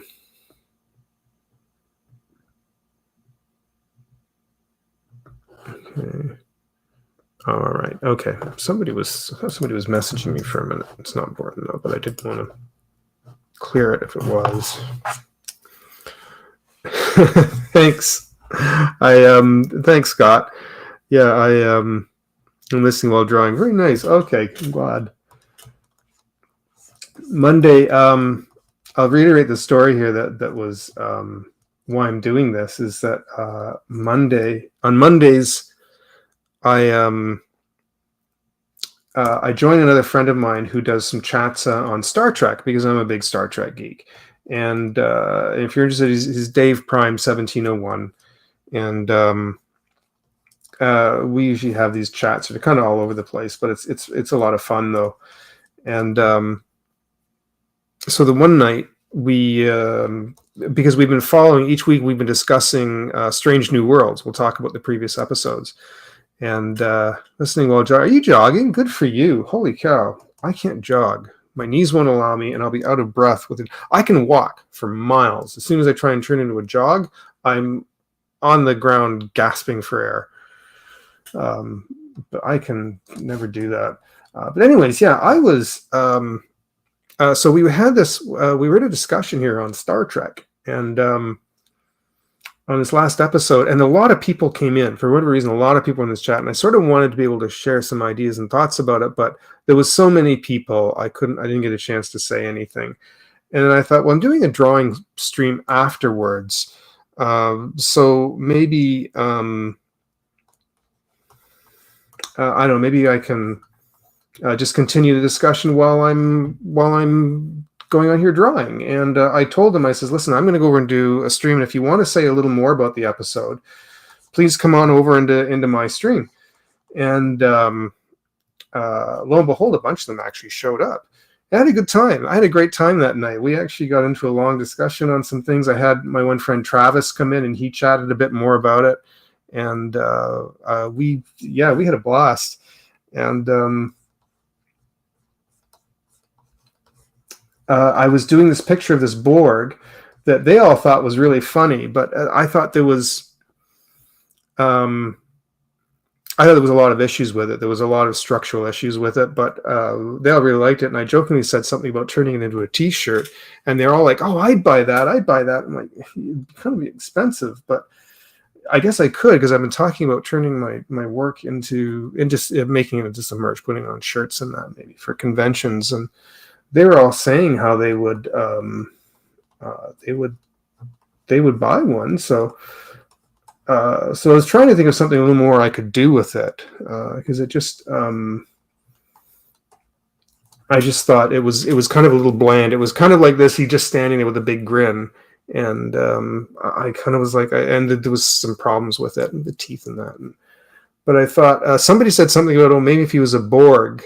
This idea of a Borg Gorn, and try and say that just kind of made me laugh, and I thought that's actually kind of a funny idea. So if I decide to do something with that, I don't know. Yeah, so I started to do this drawing. I even colored it, and I don't know if I still have it here or not, but it had a lot of problems in the drawing, and it was only meant to be a test drawing anyways. But I says, yeah, if I end up doing this, I'm going to redo it. I'm going to redo the drawing. It was just a test, and but they all really liked it. They all thought this big grinning Borg, but I don't know. And so I had this idea. I thought, since he's I don't know how many people will get this joke, but I was thinking of actually titling it. I'm going to do this. Wants to learn how to breathe properly. Oh, okay. I can't even breathe properly.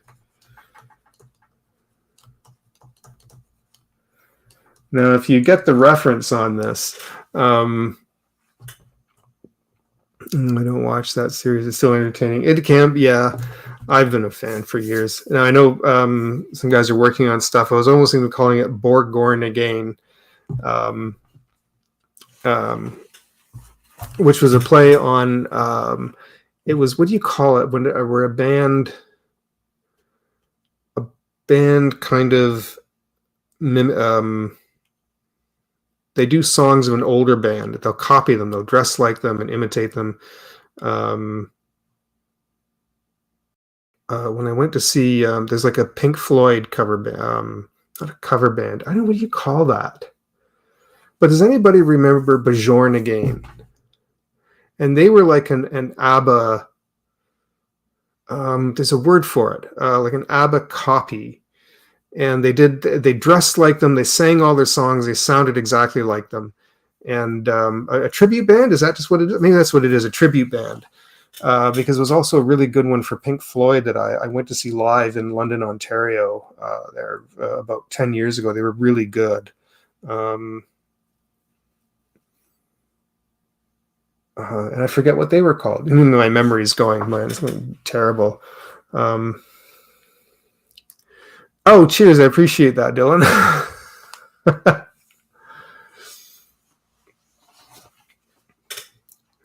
It's actually after midnight here now. Whoops, the wrong drawing tool. Not going to work with that.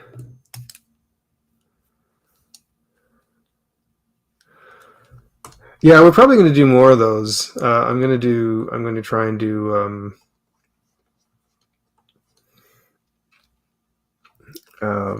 yeah, I'm going to try to do more lives where we can do some Star Trek chats. I'm also going to do kind of a Godzilla chat while doing a Godzilla drawing one night. That's going to be fun. I'm looking forward to that one. I need to get a couple other friends of mine that are also kaiju fans, and we'll get a conversation on that. And that should be fun. My friend Enrique, he's a big Godzilla nerd. He loves Godzilla flicks. So, but yeah, that was a fun night actually. I'll have to get Travis back on here again. I'll chat with him and see what.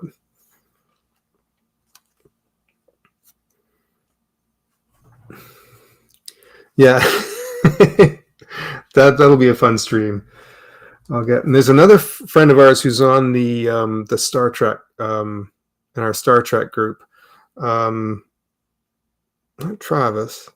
Tyson is his name, and he's also a big Godzilla fan. Every time he came in, we start talking a bit about Godzilla movies, but I got to kind of try and stay on topic. But yeah, we'll get him on as well. Be nice to get a few people on.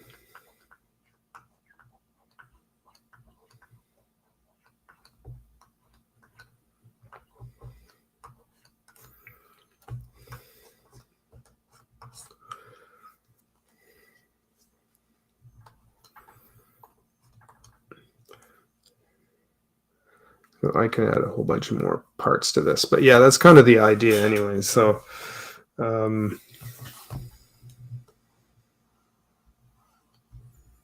that's got to be fixed.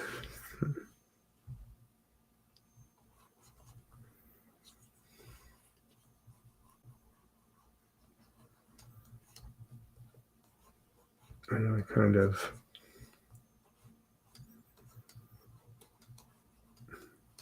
Borg it up a little bit. Make it part Goran, part Borg.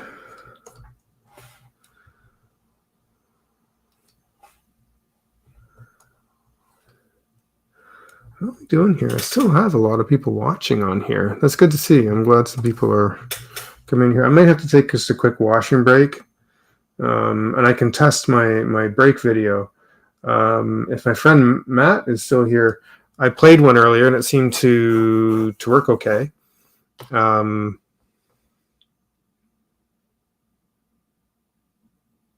I should just erase that. I was chatting with my friend Matt the other night, and he was helping me out because I got this all straightened out with this thing, Talk Studio, which I'm using to broadcast and do all this funky stuff with. And when I take a break, I have these little break videos, or if I do an opening, I have like these little title cards and things that I put together for fun. So that like if I'm on a break, there's something silly I can put on and play just for fun. And they weren't uploading. And then when they did, they weren't playing properly, and I've been chatting with tech through Streamlabs and finally got all that sorted out. So that's been an ordeal. So but let me see if I can get this in here, and I may have to take a short washroom break. Where do you get your shapes? Oh, is that it? Oh, that's really hard, though. Oh, hi, Jim. Hey, how was dinner? I got a whole bunch of people in here tonight. Now, I was actually just going to take just a short break, as long as I don't lose everybody. I just was going to put on a little video thingy.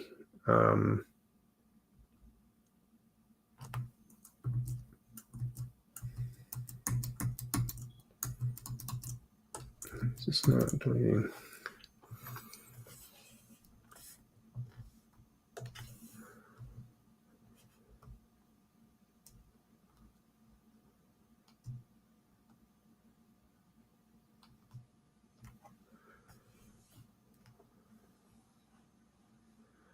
Now on here, one of these layers is outline selection. Okay, fine, good enough. Not what I wanted, but that's fine. At least helps me keep it in a better circle.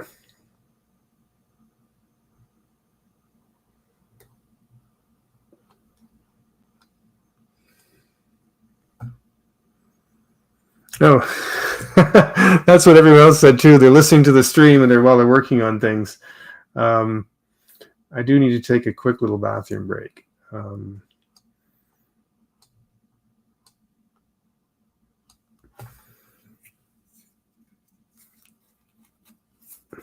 I'm glad you're sitting in, though. I appreciate it. All right. I'm going to take a short short break. One of my regular viewed YouTubes that I go to every Friday did a stream last night, doing his new intro for his live streams.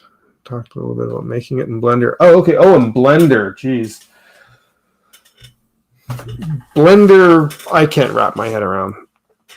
I tried years ago, and I don't know if it's any simpler now or not, but talk about a learning curve. I could go to school for years and probably still not. Tyler Cook, okay.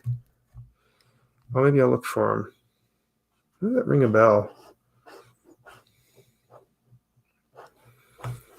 All right. I am going to put on one of these for a few minutes.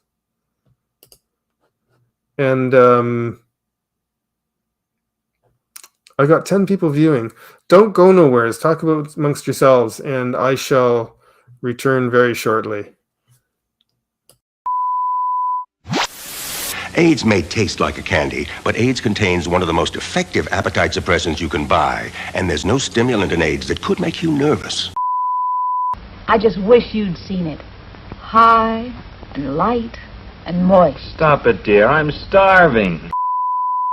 Look, Betty, you have gonorrhea. You may have given it to somebody else, or somebody may have given it to you. Who gave it to whom doesn't really matter.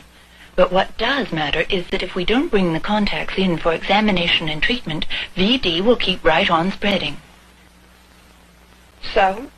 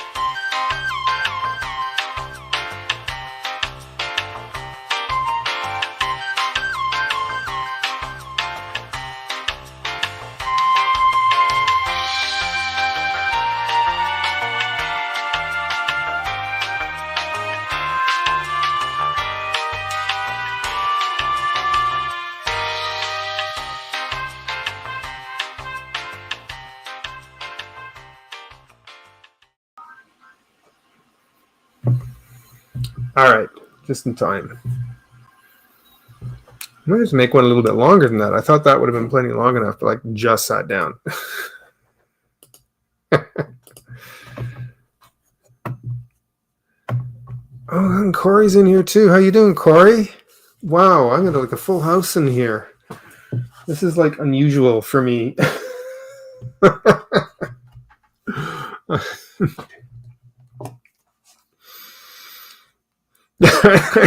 Great.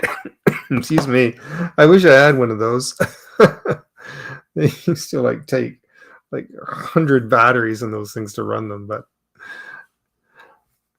hey, Corey Kerr's in those. Did you know when we were in Josh's stream earlier, did they tell you we tried to summon you?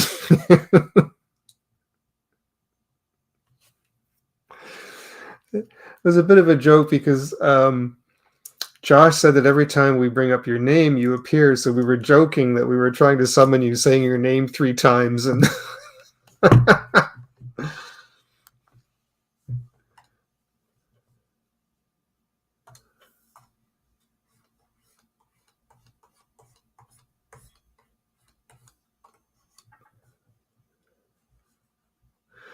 yeah, I wish we could bring him in here. He's probably now spending time with his wife and son, but it'd be nice if he was able to pop in. If anybody wants to pop in and chat, I could. Does anybody? I don't know. I know everybody's kind of working on things. I could add someone else in here. Somebody else would like to come in and chat for a bit. Yeah, you missed the summoning. Of course, we tried to summon you. It didn't happen. That was a few hours ago now.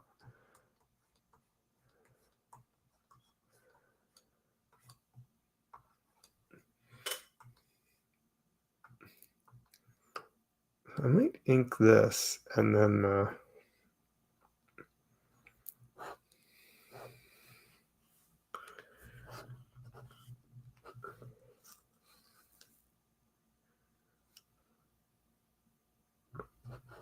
Tyler Quick. I might just go have a look for that really, really quick. Well, before I put that up.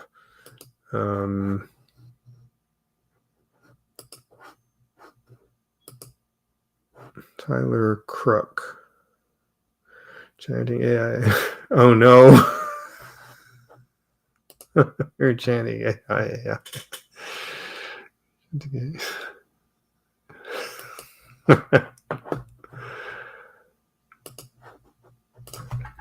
Artist Tyler Crook.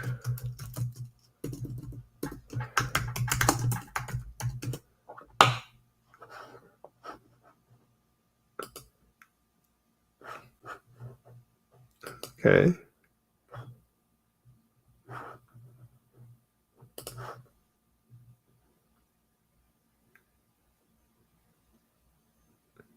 You know what? I will I'll actually subscribe to him. And I'll definitely come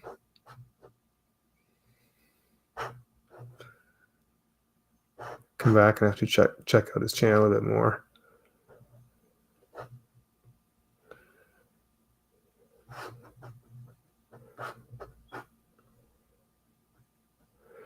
It shows that. Oh no, sorry. I almost said it shows Josh still being live, but it's not. It's over.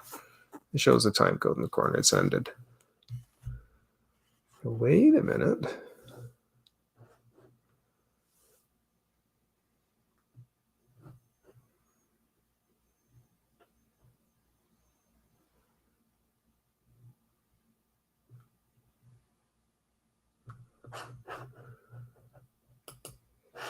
Okay.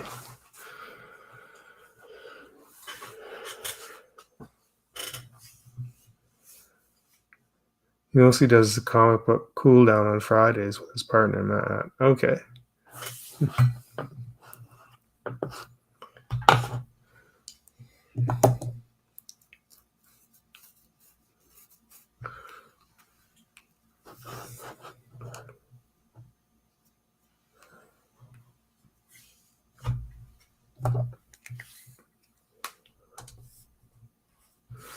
This is good.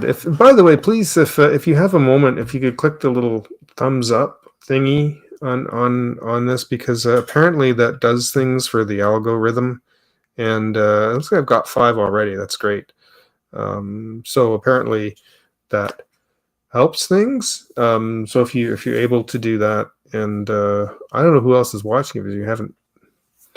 Somebody who hasn't subscribed yet. I'm pretty sure everyone here has, but. If you're new here and you haven't subscribed, please do hit the bell button and all that good stuff.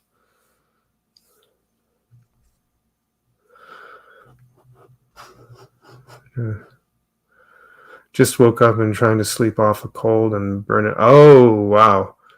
At least you have a sauna there, but yeah, I hope you're feeling better.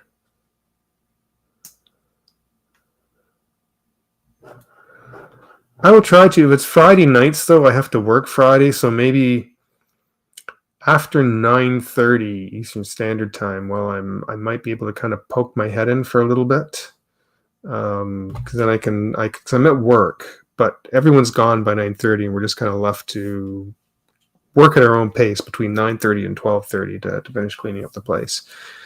And sometimes I can sort of pop on, like open up a live for a little bit. And then I'm usually home by 1 a.m. Depending on where he is and how late he goes, I might be able to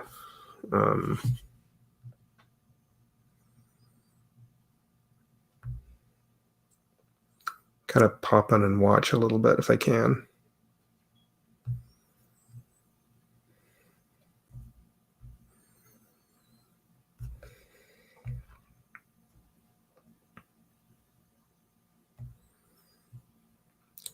Can't get the chat back up. There we go. I was trying to click on I have the chat open up on my phone because I can see the comments come up on the phone about 20 seconds before it comes up on here on the Talk Studio page. And so if I see it come up on the phone, then I can kind of respond sooner. So 7 p.m. That's 10 o'clock.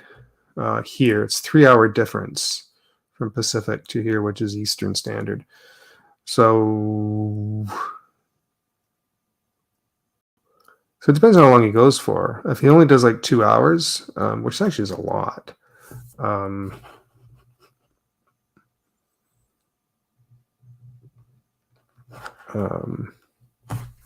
that still only goes till 12, and I don't finish till 12:30.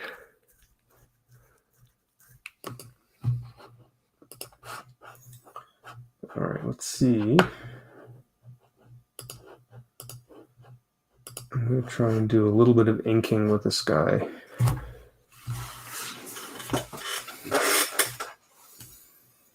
I might go. I got lots of people watching.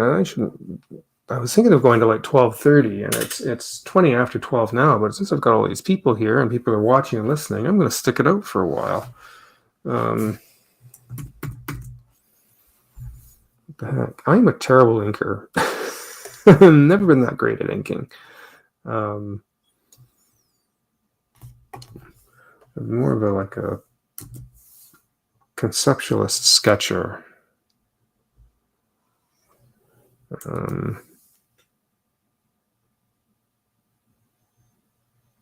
For an hour to an hour and a half. Okay.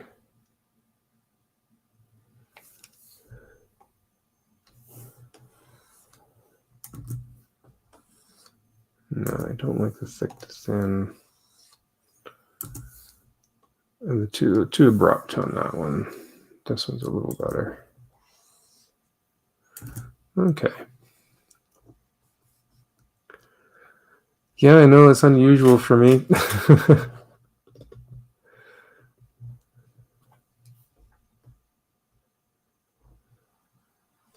Oh, that's still too thick. I want to thin that line right down.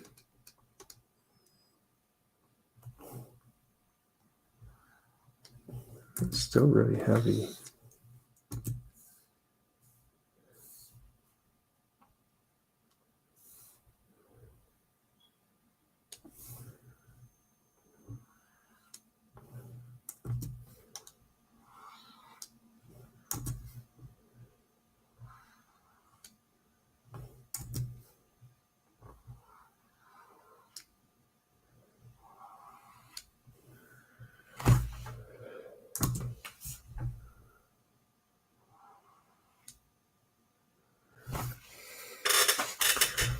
So,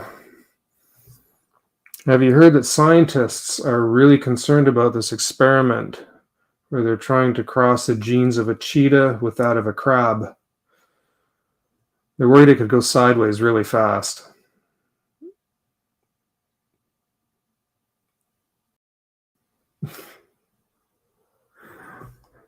If I could hear the groaning, everyone.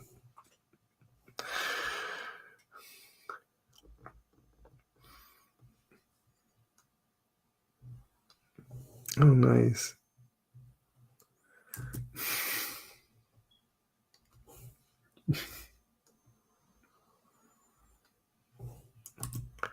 This is like this. I can't get the thinness of this. This is like way too thick.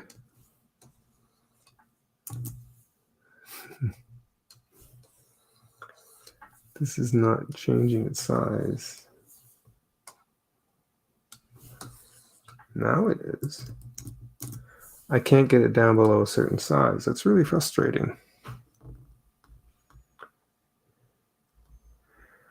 I can never, I've listened in on Artcasters a couple of times when I can, but it's either when I'm at work or when I'm kind of busy, or if I'm out with friends. It's always, the timing is always so bad. I have sat in on a couple. I haven't, and just listened. I haven't really been able to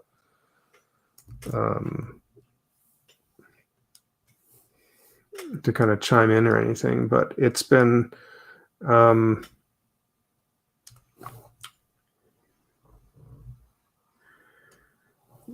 yeah, just my timing's been bad lately.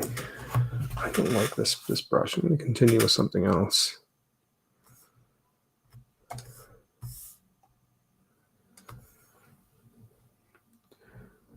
But timing is always It seems like a lot of the creators I like to watch, whether it's on YouTube or sometimes on TikTok. They're always on at like the worst times. I shouldn't say the worst times, but I have the worst timing for it.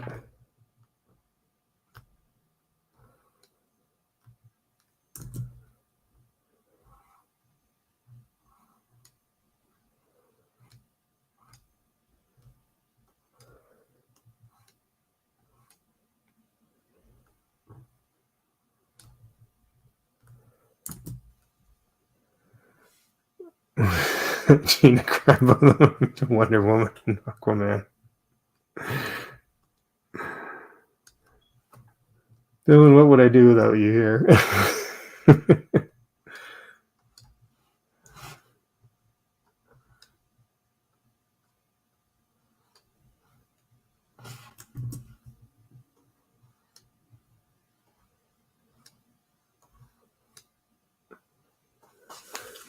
Dylan, do you ever go live or do you ever go on live?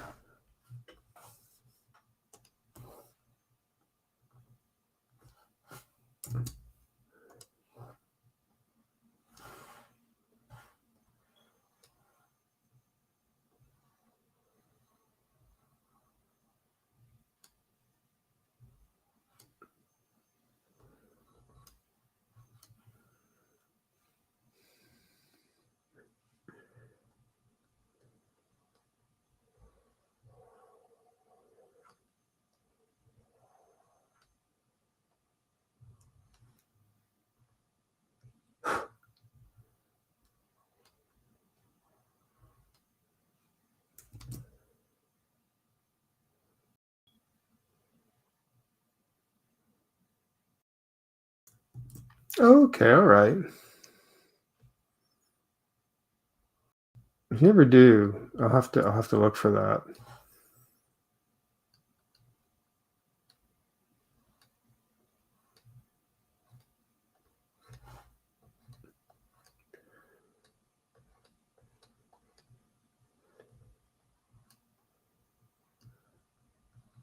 I'll have you in as a guest on here sometime.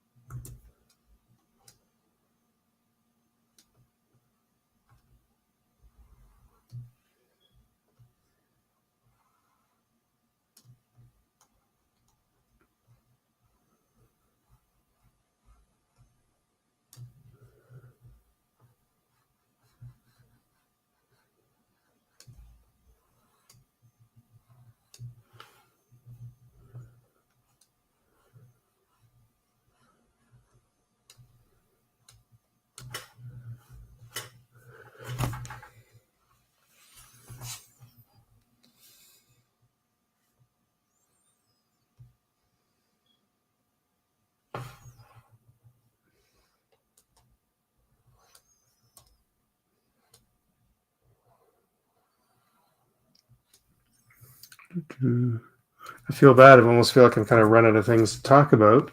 And I've got 11 viewers in here. Wow.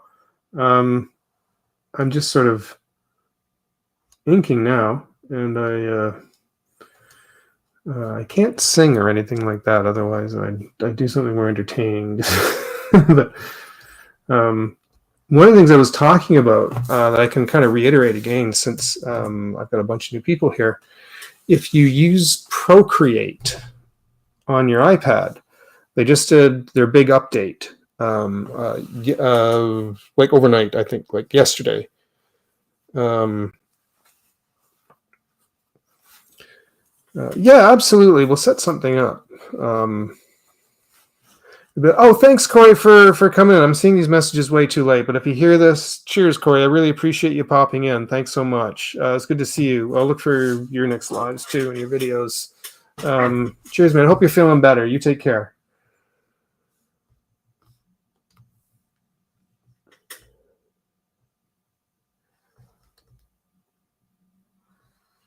But Procreate just did this big update on their iPad because they've been talking for the longest time about fixing their brush library.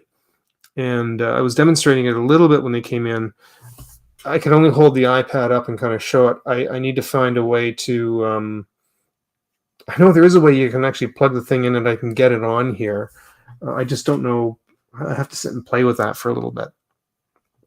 I have had it work before, and I don't remember how I did it, but I know I have. I know I have done it before.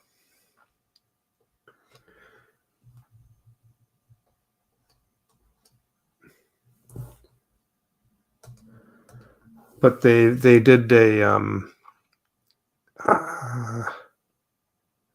they did an update to the library and also their cloud service, because originally you used to only be able to save it to, like, you used to be able to save it on your iPad, and then it was up to you to transfer it into the cloud into a folder. Now they they have a whole like cloud service for that, so that's been updated, and I know they have more coming soon. That was the big one they've wanted to get ready for, but I know they've got more coming out, and I know they're working on Procreate Dreams 2, the big update. I just haven't heard anything more on that, but I know they are working on that. I was sort of hoping maybe it'd get released the same time, but it's not. But I know that is in the works. But anyways, yeah. So if you use Procreate and you haven't gone in and checked yet on your in your settings, or sorry, in your like in your updates, go have a look. Go have a look, and it is worth updating. It keeps all your brushes. All your brushes now go. That whole brush system that you've got, all your brushes now go into a thing, a separate drop, and then there'll be a new one with a whole bunch of new brushes. Let me just save this, by the way. Can I open it? Maybe I can open it. I can do it, show it again really quick. Oh my goodness, speak of the devil. How are you, Josh? Good to see you, man. I was just talking about, I was going to show something really quick on Procreate because they just did an update on their brush filing system. And I was just going to show that really quick.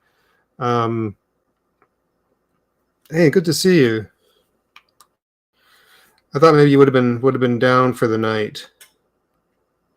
I'm doing really well here tonight, so I'm sticking it out. Oh, no worries at all. It's just timing, right? I mean, we didn't know each other was going to do it, so that's cool. I was glad I could catch you earlier in the day, though. So, Josh, someone looked in the mirror and said his name 3 times. We just had Corey in here, and he just left. And I was telling him that we were trying to summon him earlier today, and he missed it.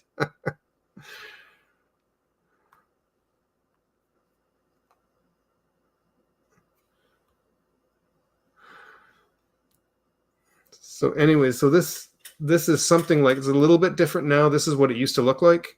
And then, but what you can do is if you pinch it, it goes now into these files, and you can add more of them. You can scroll this up and add more. So this is the original one here on the right, and on the left is a whole bunch of new ones. Whoops, that they've just added. So there's a whole pile of new brushes, and some of them are actually really cool. So yeah, I wish there's a way I could plug this in and show it on the screen. But yeah, that's kind of the new big thing for Procreate. Otherwise, that and the cloud filing system, everything else is still exactly the same. There hasn't been any other really big updates to it for all the Procreate users. We kept mentioning AI government corruption to summon the...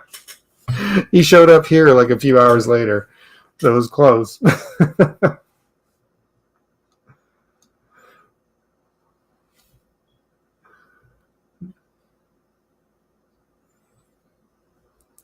Oh, on this here? Yeah, I'm in Clip Studio on here. Theirs is really good on Clip Studio, I have to say. I'm doing something. I was kind of explaining this earlier. I did a stream on Monday because I joined some friends of mine in a Star Trek stream on Mondays for about an hour and a half because I'm a big Star Trek geek, and we just go on there and talk about the new episodes that they're playing. And then because it was so busy the one night, we kind of didn't really get a chance. Not everybody got a chance to speak. And I says, well, listen, I'm going to do a drawing. This is still way too wonky. There's something wrong with this. I got to fix later. I'm doing a live stream, like a drawing stream. Come on over, and whatever you didn't get a chance to say there, you can come over here. So this was Monday night, I think. And so a whole bunch of them showed up here. I was surprised, actually. And a friend of mine came on here, and we just sort of had a chat. And while we were drawing, I was doing this funny Gorn cartoon drawing, and everybody was really enjoying it. So,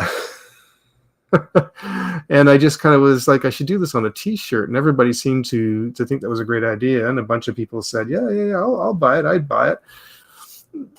But it had some issues. The drawing had some issues because I was just sort of doing it for fun, and I says, you know what, I'll redo it, and if there's enough interest, I'll keep working on it, and maybe I will actually turn it into a shirt and see what happens. So this is kind of the result of that. But this is Clip Studio that I'm working in because I like Clip Studio. I dropped Adobe a long time ago when they ran into those issues last year, and I was it was getting expensive anyways. It's actually more expensive in Canada than the U.S. and I'm not tied to it like a lot of people are for a lot of projects. Some people actually really need it, and I have enough other programs. I didn't. So I dropped it. I've got Clip Studio, which I really like. And the big competitor is Affinity. There's Affinity Photo and Affinity Designer, and that one I've got. So it kind of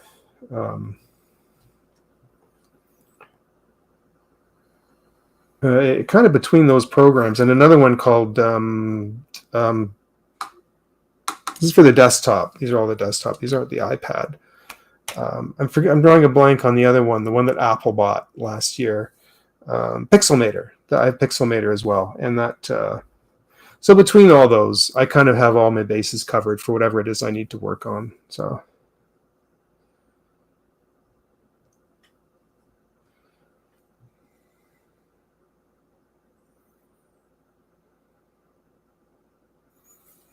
Oh, I hear that. It took me forever to save up for tablets. It really did. Yeah. I mean, the first one I had was kind of like what Josh used, because I for some reason I could never develop the hand-eye coordination to look down or to look at the screen and then draw. I don't know why it drove me crazy. It bugged me because I wanted to be able to do it, but I kept screwing it up. So what I did end up doing is I drew all my stuff by hand.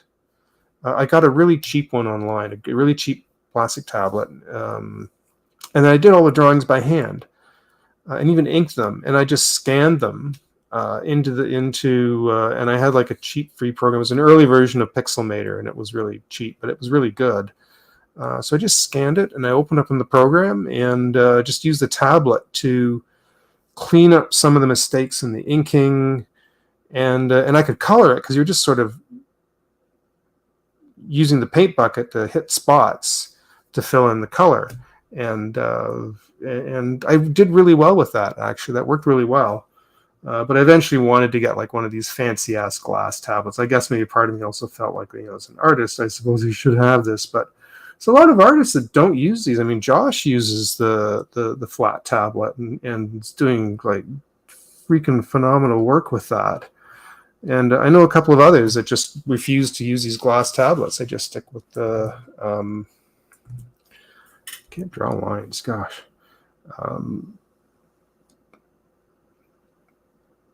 Yeah, they just buy these simple, the really simple, and they still sell them. They still sell really well. So, you go on Amazon, and there's piles of those tablets. Artists buy them all the time.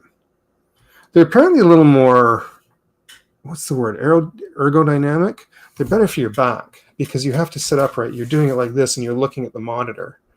And so you're sitting drawing like this as opposed to leaning over like that. So apparently it's better for your posture to use those kind of basic tablets.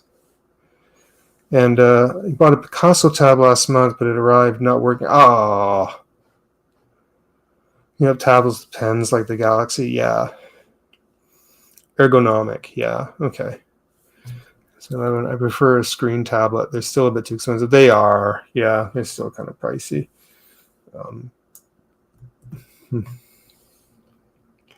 But I did that. I used it for years. I still have mine.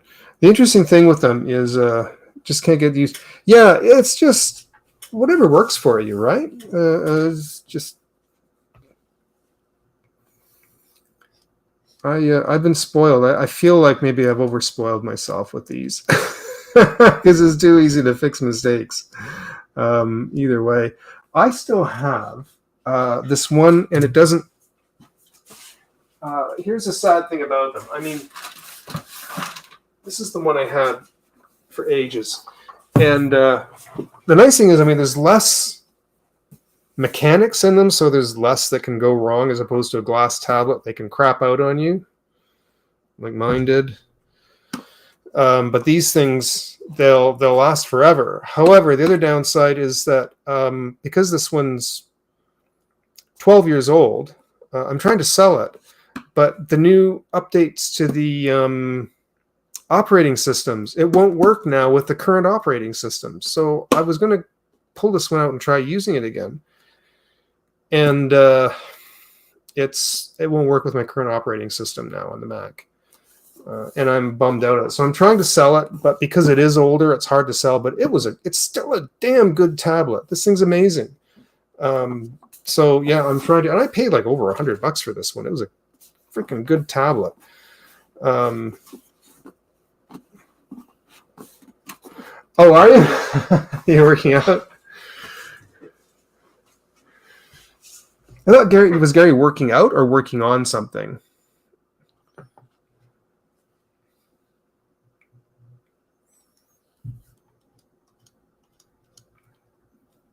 I got to get back into start using. I work at a bloody gym part time. I do cleaning at the YMCA, and I keep saying I need to start using the facilities there because I have. Because I work there, I basically can go in and use them anytime for free.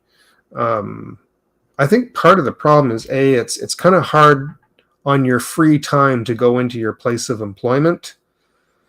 So there's. Oh, all right. So there's that aspect of it that makes it kind of hard. Also, because it's not a huge gym, they keep saying they're low on memberships, but in the evenings, it's busy in there. And I have tried going in once or twice. Every time I go in, I can never get on the equipment that I need to use, and it's really, I don't know, it's been really frustrating. There's a problem with that snout. There's a really bad problem, and I want to. You can flip it and you'll see all the mistakes. And I don't want to flip that right now because I know I'll flip out. I'm just going to keep inking. I'll fix the face a little later.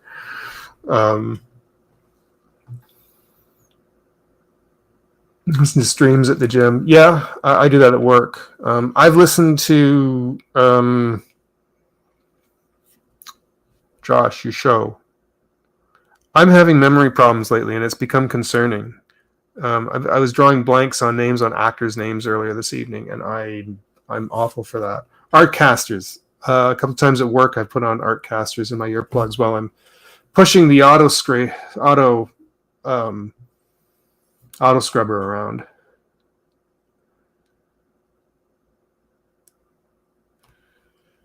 Oh, he's working on. So I'm missing parts of the chat. I'm so sorry. I like to try and catch everybody's what everybody puts up. And I look up and I realized, oh my God, I'm missing things. I have it open on the phone too to try and catch it early.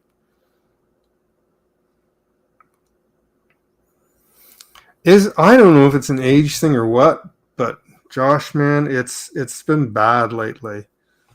I have a bad feeling by the time I get into my 70s, I'm gonna have like Alzheimer's or something.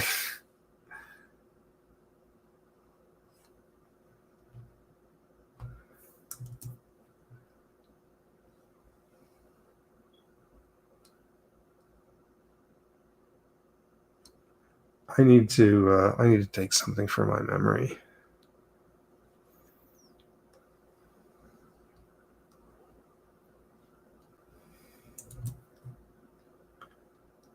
I don't know if there's anything you can take for it.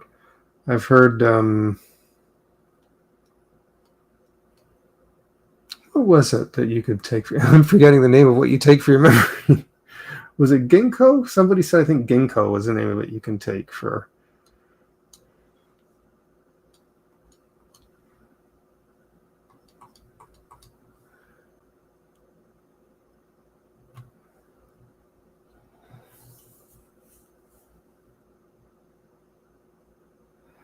Oh, is that right? Bad loss, too many live shows.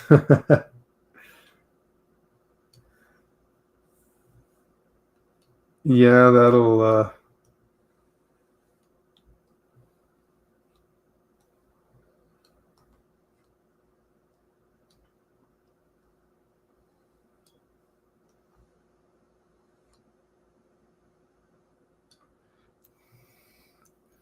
Does anyone, I haven't seen in a long time because I'm usually kind of a little busy through the days, but I haven't seen Chris Runciman in a long time. Does anyone know if he still does lives during the day? I know he went down to like two or three shows a week. I haven't seen him in a long time.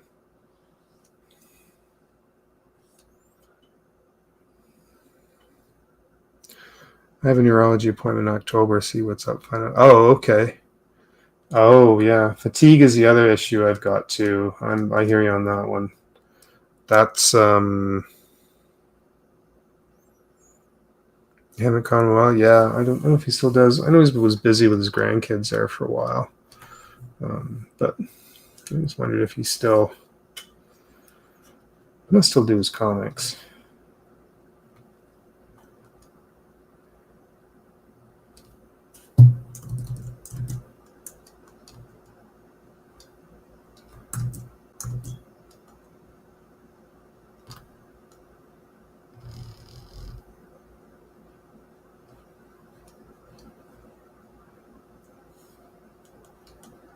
I don't know if I'm right in there or not.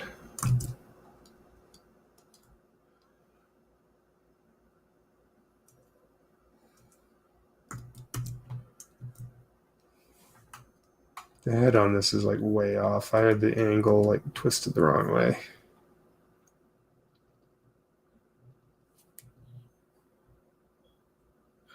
Oh yeah, I was starting to tell that story earlier.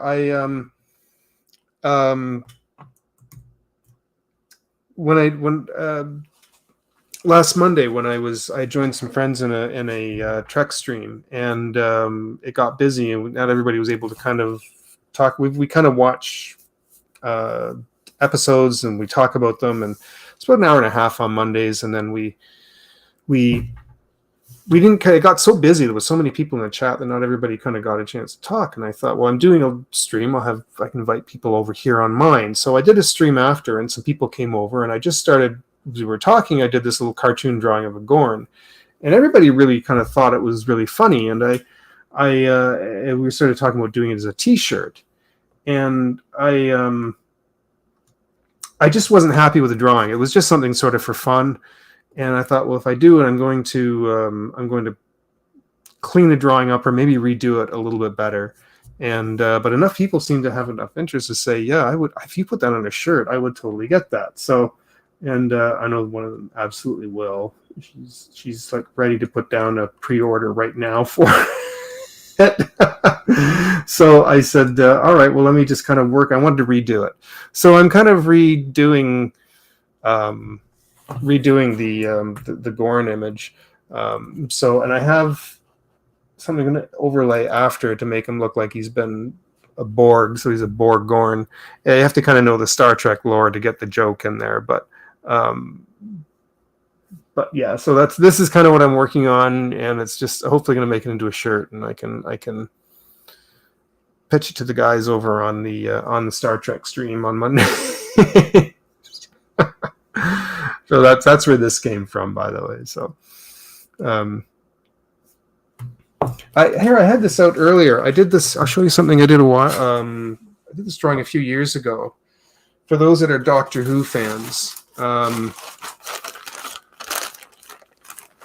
those are two issues due to my depression and anxiety. Oh, I'm sorry, man.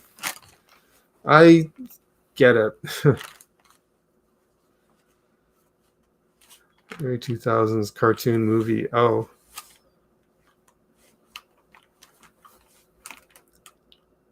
Yeah, I don't know. I just kind of did a cartoon of it. I did this image a long time ago of Doctor Who regenerated as a cat.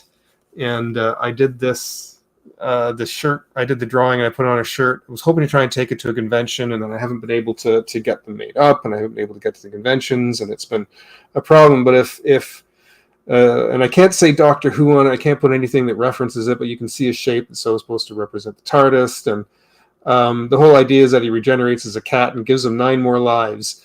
And so this one, I'm going to get a couple of these printed up because they really liked it. I don't know if you can see that okay or not. But yeah, so that's...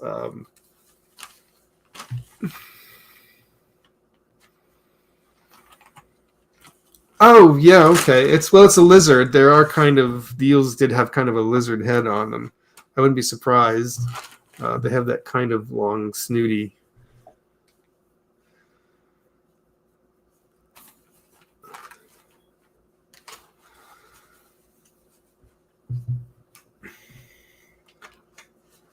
Let me just fold this up and put it back.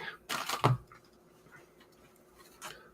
think I'm going to get a couple more of these made up. And next time I go to the convention next year, I'm just going to wear it and have some ready. Because when you wear these at conventions, people ask, like, oh, where did you get that? That's hilarious. I drew it. I'm selling them at my table. Here's the number. You know, the problem is, though, is that I told people, I says, listen, I'll make it up. But to get these printed on shirts has gotten astronomically expensive. Like I can, if I sold one for about $40, Flotsam and Jetsam, yeah, that's their names. Yeah. If I get that made up on a shirt, even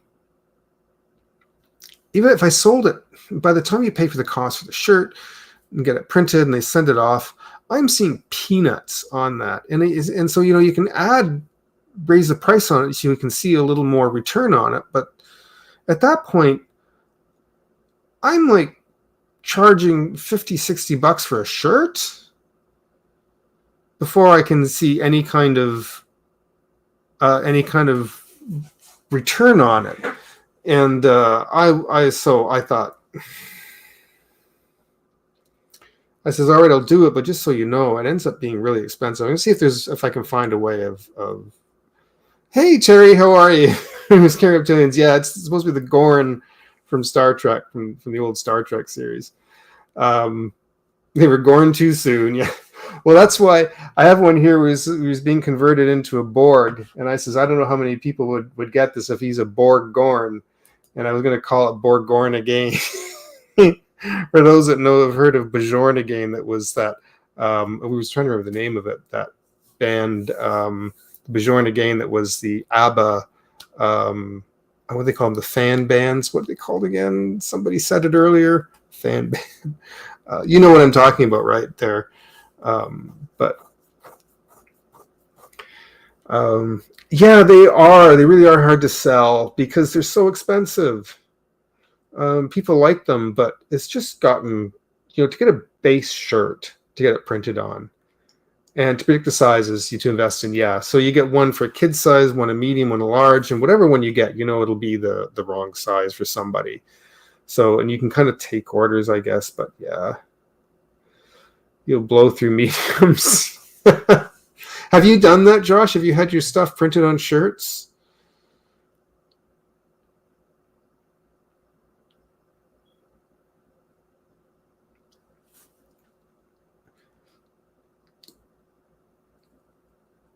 Does it sell through? Because you've got too many. Yeah.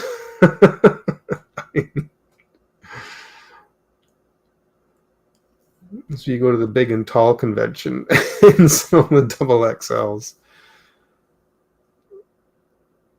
Too many. Yeah. Is that right? Did you really?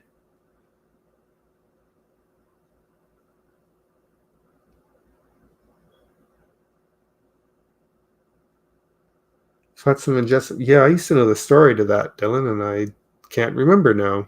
It's like everything else I've forgotten. But yeah, it was a long time ago. I remember hearing the story behind their names. That's interesting, though, that you did that. Right. To avoid selling them at cons. Yeah.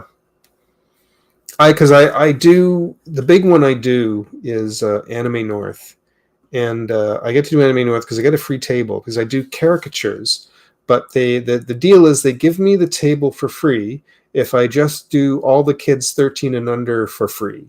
So they said I can charge for adults. I could sell merch at the table, anything I want. If you can just do all the kids for free, we'll give you a table. So I get a free table at that convention. But every year I'm sort of not prepared, and I have a terrible setup, and so I'd like to for the one next year actually have merch on it. I thought I'll get some of my art put on shirts or hats or bookmarkers, whatever I can produce, buttons, pins. Get some stuff out on the table and make it look like I'm at least sort of important. It's like one convention, I put a sign up that says as seen on YouTube and social media or something like that. Just this bullshit line I put out there, just so that it makes it look like I'm some sort of guest artist. It was, excuse me, it was one of these little mini cons, right? That weren't very big. It was one of those like one day things that were from like 10 a.m. to like 5 p.m.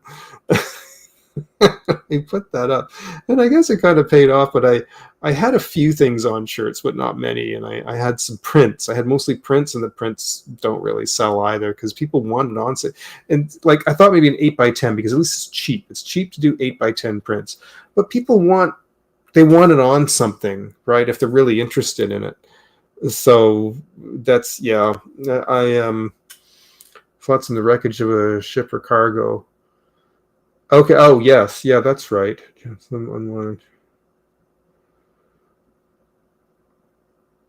Right. Okay. I think it was just kind of the play on the names, and because they were supposed to be these evil, creepy things, so that's they picked those names. But yeah, but yeah, people don't really buy prints, even if they're cheap, and it's something they might like, but it's just as a 8x10 print, they're kind of not interested. But you put it on a shirt or some kind of merch that they have it on something, then they seem to gravitate more to it. But the flip side is that the shirts are like $50. So I remember there's a guy at the Anime North Con, I think he's at all of them, big t-shirt, huge, in the center of the dealer's area. All kinds of shirts for anything, and they're all hanging up like 3 levels high. They have to get hooks to pull them down inside the area and outside of it.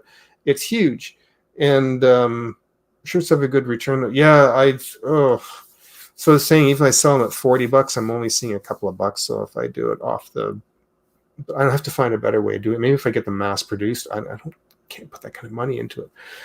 But that guy, and because I'm a big Godzilla fan, they had the best Godzilla shirts I've ever seen. Some of them were like the movie posters on their shirts. I've never seen them anywhere else. I don't know if they have them specially made or what, but they've had like the best shirts for like kaiju and Godzilla movies. And I was like, but again, they were like $40-$50, and I kind of just wasn't ready to throw that much money on a shirt. But they were awesome. So, but You can put in $2 to $3 per shirt. I am. If it's online, I want to go through. I think if it's Printify, but like when I had that one made up, it was like $25. I had to pay for that just to have that one. But I don't know if there's a way I can set something up like an online shop. I have a website that I haven't put together yet, but I can't sell on it.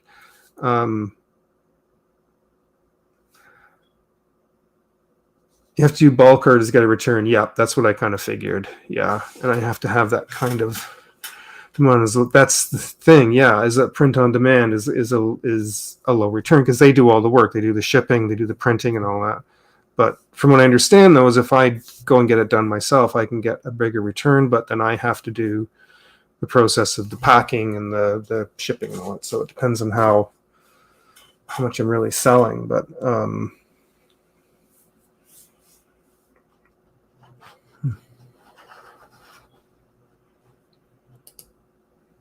I should hold on here.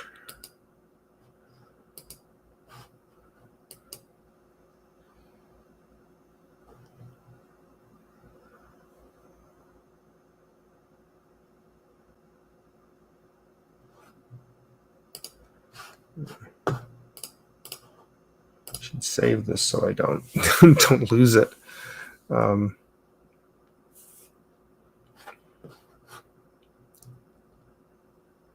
The sleeve design. Oh, okay. Oh, you did a sleeve design? Okay. Yeah, you don't see like sleeve designs. I don't know if it's harder to print on sleeves or what, but you don't see that very much. It's usually like on the front or the back. But yeah, I'll have to. Yeah, I don't know. I was going to. I forgot. I was going to ask anybody if they wanted to come up. I'll throw the. If anybody wants to come up for a little bit, I'm not going to stay up too much longer. I'm down to 6 viewers now, but I'll throw up the link, and if anybody wants to hop in for a minute just to chat, I can open this up. Yeah, it was sort of because in this, I don't know if you watch Star Trek at all or not, but the Borg are like they assimilate, they turn you into machines. The Borg machines, they assimilate you. So I just thought it'd be funny because the Gorn is also kind of a Star Trek villain, but if a Gorn was turned into a Borg, it was kind of a bit of an inside joke on it by calling it this. But yeah, if anybody feels like hopping on, if you've got a camera ready, or you just feel like if it's easier to verbally chat. It's there.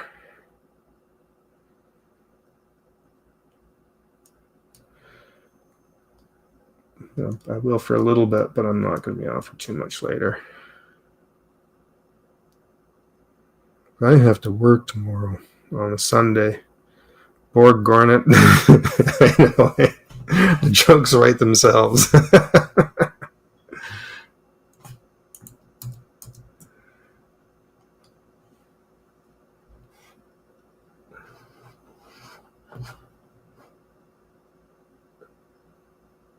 Oh, that's neat.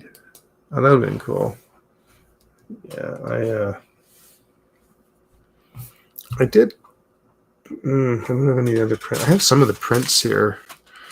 I did some for a friend of mine too. So I got some of them I packed and sold to a friend of mine. These were some of the ones that didn't turn out properly. But I've done some like little bit of digital painting, and these were some of the pieces. I think everybody's seen these, but these are the ones either I didn't like the choice of paper it was printed on, or it got cropped the wrong way or something. So like the dragon that I had done, did that in Procreate a while ago.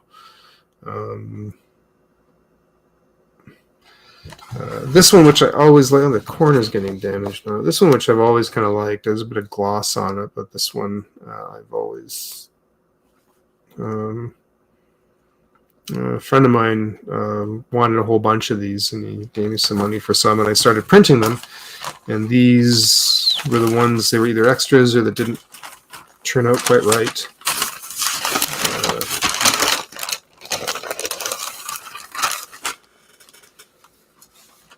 Let's see what else I've got here.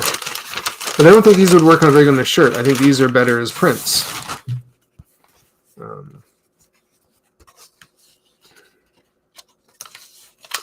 God, I've been going for over 2.5 hours. I don't know why I did this one. He really liked this one, so I got this one. Whoops, this one printed up. It's just kind of a weird, funky looking city.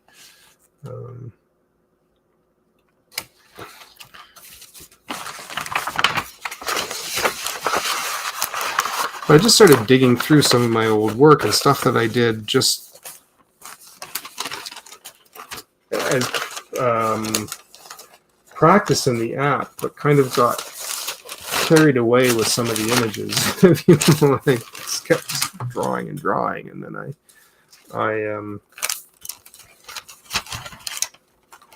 don't even know what I've got in here, and then I just sort of wound up with there's a couple of photos as well. I did some, oops, it's got nothing in it. Okay, well, that's useless.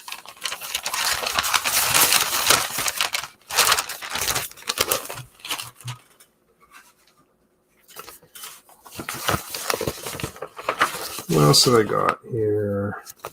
Oh, this was some of the photography, a little bit. I want a Black Godzilla printed out. All right. Not to do that. Okay. Oh, this is the other one. This isn't the one I wanted. This was cropped badly, but that's, yeah, unfortunately came back cropped the wrong way. I had to, no, let me keep that one. They usually take them back, but the good one's not here for some reason.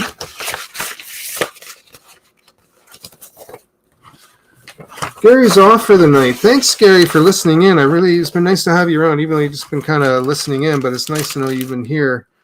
I'll definitely be doing this again, for sure. You take care, and I'll keep an eye out for yours, too, whenever you go online. But hope you got some work done.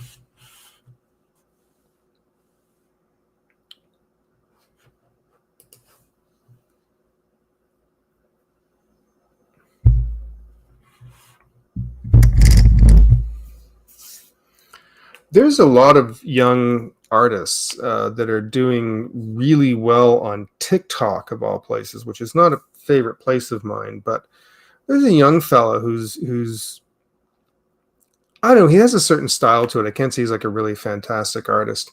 And I don't remember his name now. But he's very entertaining because he puts on this kind of almost Jewish accent to his voice, this sort of New York / Jewish accent. And he does these funny little character drawings, and he does them in Copic, in the inks, and he'll put the ink down first as color, and people will throw out ideas like a ballerina fox or something like that, and he'll put the ink down and then puts the black over it afterwards, and he starts telling a story a little bit while he's doing it, and he almost kind of tells this little, oh, look at this lovely lady. Oh, she's out for a little dance. And he's just, this guy's not very old either. He's got to be in his like late 20s. And he does them this big, and he'll fill a whole page with them, and he'll just chat away, just talks and talks while he's doing these little drawings, and they're cute. And he takes requests from people in the chat, and then he's like, I'll do it if you send me a gift kind of thing, which costs a few coins, and you get a kickback from that. But now he's started, people want these pages of these little drawings he does.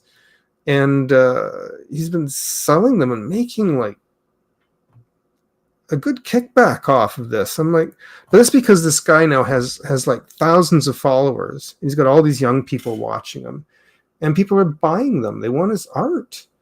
These little sketches. And again, I don't remember his name, but I'm like, where did I go wrong? I need to learn how to do this. Mind you, he's been doing it for quite a while, but this guy goes on for like hours. Like I've been on here this is a long night for me. I've been on here for almost 3 hours. Yeah,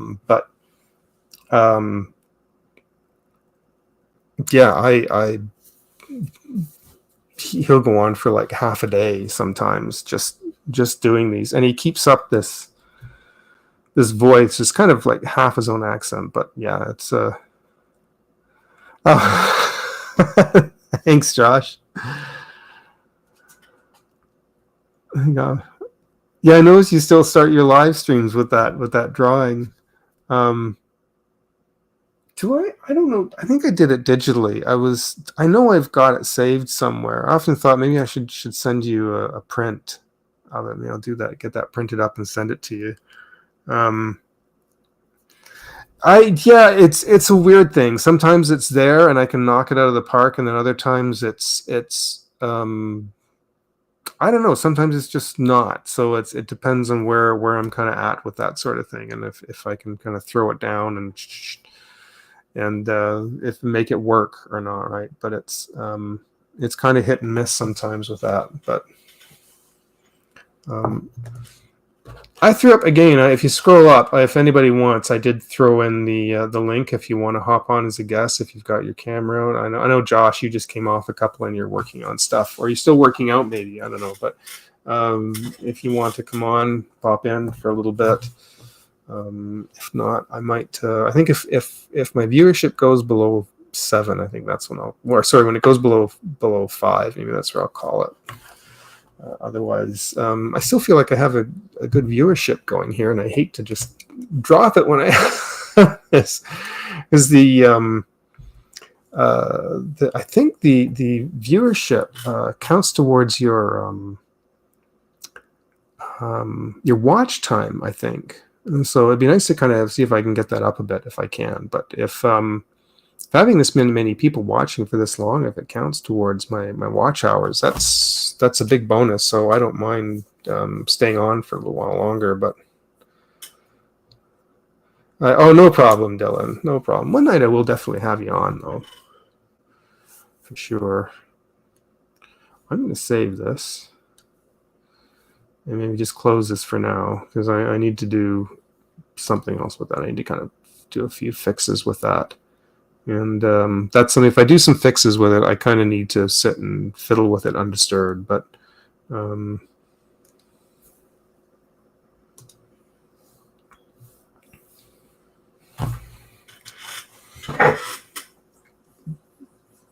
whoops, wow, I got the stabilization on. When you go to do a drawing or you go to do a line and it's like huge delay on the line, what's going on with this? I realize I got the stabilization turned way up. So I cheat. I use the stabilization because I have a really shaky hand. So the stabilizations on these are all like they're what do you call them? They're drags. So when you got it turned on, so when you make a line, like you can see the line is behind, you can see where the pen's touching, but see how it's kind of, you're pulling the line. It's not very much on this one. Some of them are a lot longer.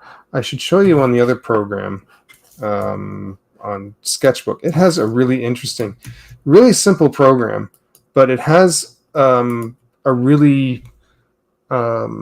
3 different methods of stabilizing or fixing a line. And this is a super simplistic program, but I do really like it. I wish it had just a few more bells and whistles in it. But it does the same thing. It does have the pull line. You can see it on this one. You can actually see like a string pulling it. And you can adjust the length of that way up. Right, and you can see here too where it kind of, you can do pressure to do thick and thin. So there's that. And the one that I like is this. And it does it after you've made the line. And you can set the degree that you need to clean it up, so to speak, right? So if I let's see here, like, oh, it's not very, it's as big as I can get.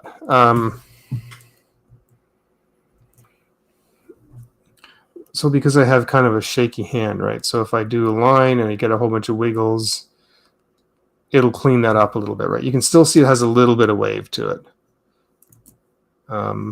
So let's see if I go a little more like this. And this is at a number 1, right? So if I bump this up, though, as I go up, I'll go up to like a 3. And you can start seeing it really starts pulling it in even more, right? And then you can go all the way up to like a 5. And it really... because I can kind of do. I have to be careful because it'll make a circle out of it at that point when it's on number 5.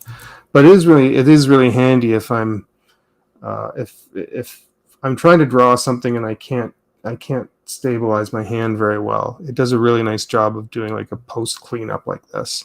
And I really, really like this one a lot in this program. I wish other programs had it. Especially when I'm doing inking and you can really see the wiggles and everything, right? And so that's up high, so it really curves it. So I turn that down a bit so it doesn't do it quite that much.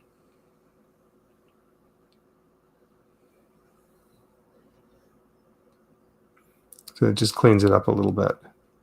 Yeah, so I really like that. I love Sketchbook Pro. Like I said, I just wish they don't do updates to it very often. It used to be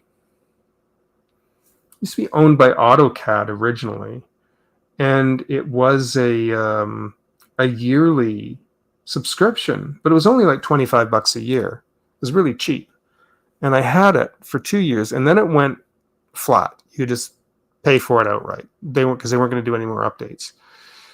And they had a deal with Copic, and in their color library, they used to have this Copic marker set. And then AutoCAD sold it. Someone else bought it and picked it up. But unfortunately, they couldn't renew the Copic. They couldn't renew the Copic. So the Copic color library is gone. I did a bunch of screenshots, so I still have the screenshots of the colors, and you can still keep the brushes. Like you can see here, I still have the Copic brushes right there. But they developed a whole new color system for it, for working with colors, and it's really good. Like it's actually really, really good. But you can like bring in pictures, and you can get it'll give you like the color scheme that's the majority of the color scheme in it. So I really like, there's some really nice features in this program. It's just, it is missing a lot of other aspects that would be nice to have in it. But it is just, the idea though is it's called Sketchbook. So it's not supposed to be,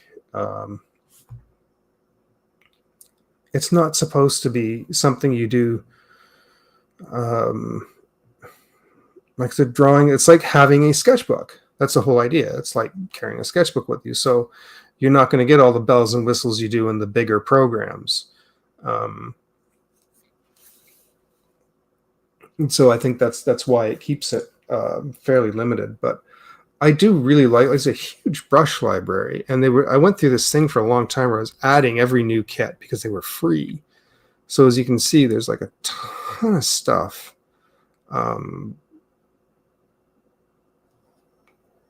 There's paints, there's watercolors and oils, there's smudges in the colorless blender, the Inktober set. Inktober is coming up. I've tried to do that 3 times. I can't do it. Manga basics, right?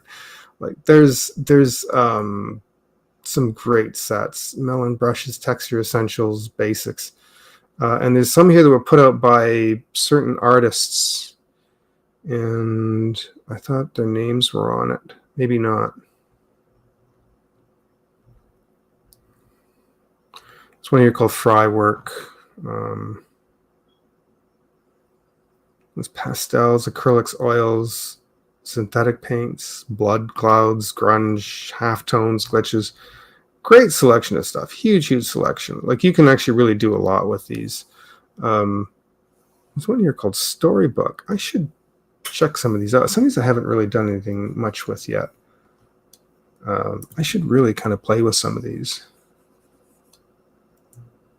I still have the cleanup on. Let me take that off.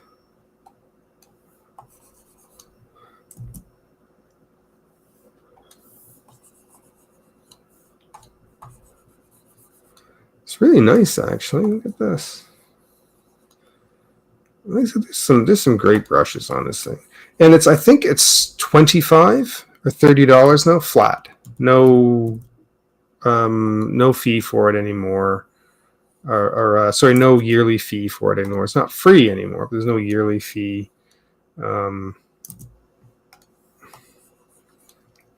I gotta spend some time. Oops, splatter.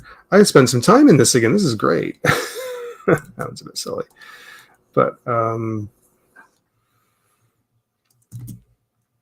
yeah, this is actually a really cool little program, or really cool little brush set on this one here. It's called Storybook. But yeah, there's tons of brushes, and they're all free. You can all get them off the site for free. But yeah, I do like Sketchbook. Sketchbook's great for when I'm want to do like a preliminary drawing. If I want to just kind of jot down some ideas, because the program is so simple, and there's just enough in it that I guess because it is simple, it makes me feel like I can be loose with it and just do something gestural just to get some ideas down, and I feel like I don't have to be serious about it.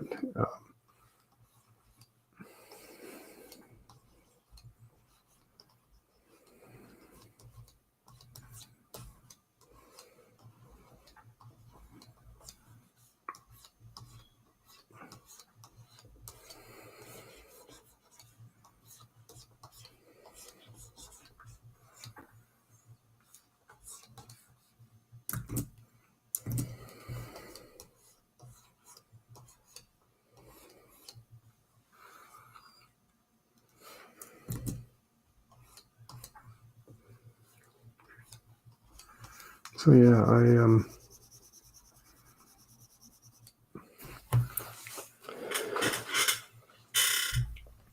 yeah, this is such a fun kind of program. I don't know.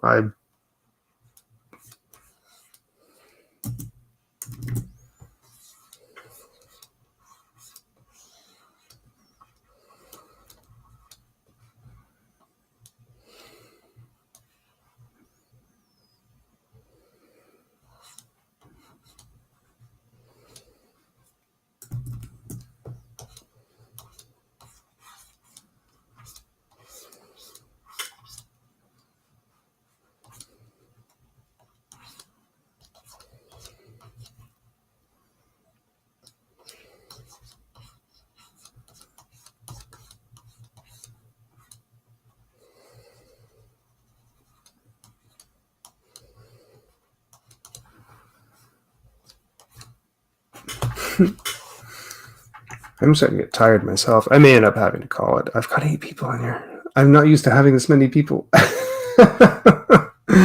like, oh, I don't know if I want to shut down or not. This is kind of nice to have this. I'm usually used to like 2 or 3 people kind of watching at a time, but this has been great. I guess because it's tonight. It's Saturday now into Sunday morning. I'm almost getting hungry again, but I shouldn't be eating this late. But I probably might end up getting a little bit of a snack before I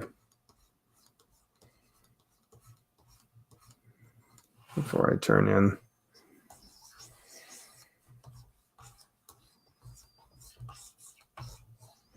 I miss doing all these little kind of gestural faces.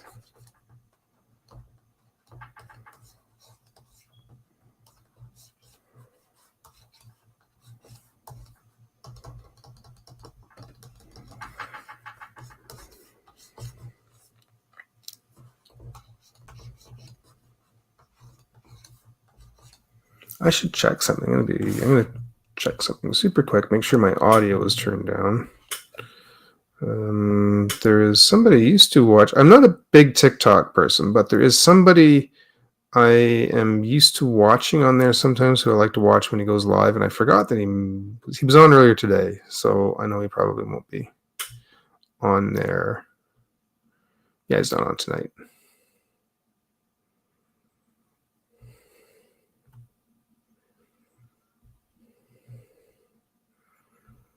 He does these fun little comedy little chats. He's really funny.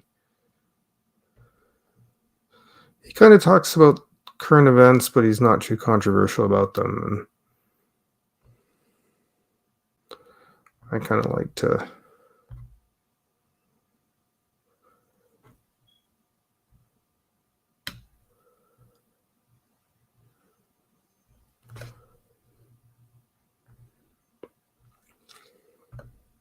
Oh, nice. Okay.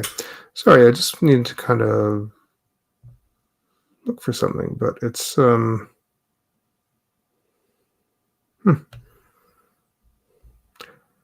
am getting tired, and I'm probably getting boring doing this, but I feel like I've run out of things to say.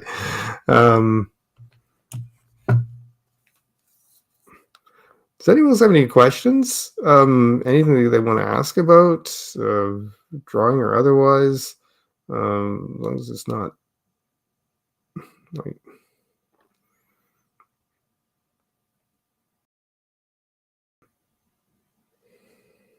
Switch that back.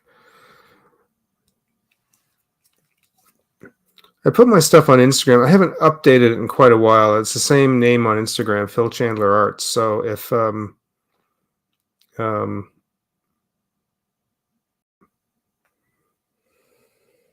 let's see another ad for that. So yeah, but it does have a bunch of my work on there. Some of which I'm looking to kind of start making into print stuff I did a while ago, well over a year ago. But yeah, if you're on the Instagrams, I like using Instagram to post work. I post a lot of stuff in my stories a lot lately. I haven't posted a lot on. I haven't posted in like almost a year. Actually, it's been a year. The hardest thing I've had to draw. That's a good question.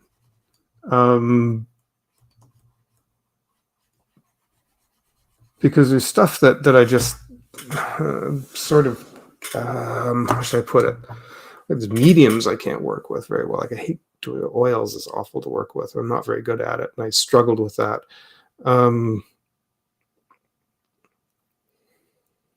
Do you know the funny thing? And it's funny. I'll tell you something. When I first started doing caricatures at Ontario Place back in 2000, I came off of. I think I came out of. My mother had just passed away, and I was trying to find work in animation still, and when I went to Ontario Place, they had this woman ran this company called Characters Unlimited, and so but they had a really specific way of doing them, and you had to do profiles, and they had to be really. You couldn't put a rough sketch down. I'm used to kind of roughing things in and then inking it. You can't do that. It had to be directly inked to paper, and it had to be fast. And it went terribly. I was so embarrassed. You'd think I'd never drawn before in my life. I was ready to quit. I fought. It was a woman that gave her drawing back. I was like, oh my God, I'm done. I can't do this. I was so stressed out, and I was ready to quit. And it was only because one of the other artists there, who's really good, who'd been doing it for a number of years, he says, no. He says, don't quit. He says, you're actually really good. You can be really good at this. You're a good artist. He says, just relax and I'll show you a few tricks. He says, I'm going to show you a few tricks to do this because it'll be like a cookie cutter cutout, especially for the kids. He was in the same, but I'll show you a little trick with it. And he pulled out a pad and he says, do this. He says, just practice doing this a couple of times and it'll work. And I was sort of petrified still, but I found that over the next few days, when I started doing that, it clicked. But that first run though, that first couple of weeks, I almost quit, and I was almost gonna be like, I can't even draw anymore. That was one of the most stressful and hardest things I ever did. So which is strange that it's caricatures and some really simple ones, but it was just that pressure and way of doing it that was the hardest thing I ever did. That was intense. Have you used Adobe Fresco? Oh, I have it. Yes. Okay, so here's the thing is I do have it, and I never open it as often as I would like to. It's actually a really good program.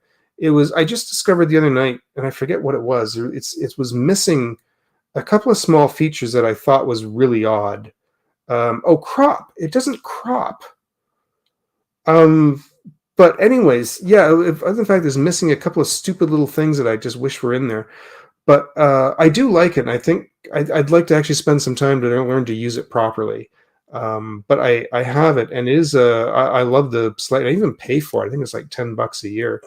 But I never use it as often as I'd like to. But I really like playing in it. It's actually, technically, when it comes down to it, it's actually, I think, better than Procreate. I think it's way better than Procreate, but Procreate just has a simpler interface, and you can make more use of your screen. But anyways, that aside, Adobe Fresco is actually really, really good, and I would like to spend a bit more time in that program. I think that has a lot to offer, and I think, and I did stumble across just last week. I stumbled across somebody on YouTube who does a whole bunch of videos on teaching you how to use it properly. So I thought I need to like bookmark this guy and make sure I go back and use it. But yeah, it's I've only got I've got about 4 drawing programs on the iPad, and I don't need that many because I do have, as far as just drawing, illustrating, I do have Procreate, I do have Fresco, Affinity Designer I put on the iPad. I'm not sure why I like it on here, but on the iPad it feels restricting. And I do have Sketchbook Pro on here as well. I've also got Infinite Painter, which is nice, but I never use it. And Pixelmator Pro is awful on the iPad. I got that, and it's terrible. I took it off there. I kind of lost money on that. But until they spend some time and completely fixing that for the iPad, it's useless as a $3 bill. That's terrible. I love it on the desktop for Pixelmator. It's great. But on the iPad, don't waste your time and money. But yeah, I've got it on here. Besides the animation program like Procreate Dreams and that for animation, and that I've got, and I've got Affinity Photo if I want to do any touch-ups with photography. But yeah, Fresco's great. I should start maybe opening that up a little more often and using it and start learning to use it.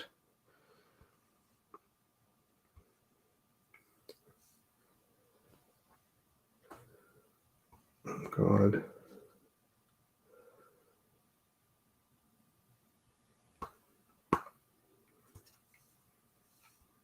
The funny thing is, I need to figure out something for my storage. When I got this iPad, I figured I'd maybe add like a couple of programs for drawing and that to it, and I ended up like adding way too much stuff that I do use quite frequently. And now it's only had like 64 gigs. I'm running out.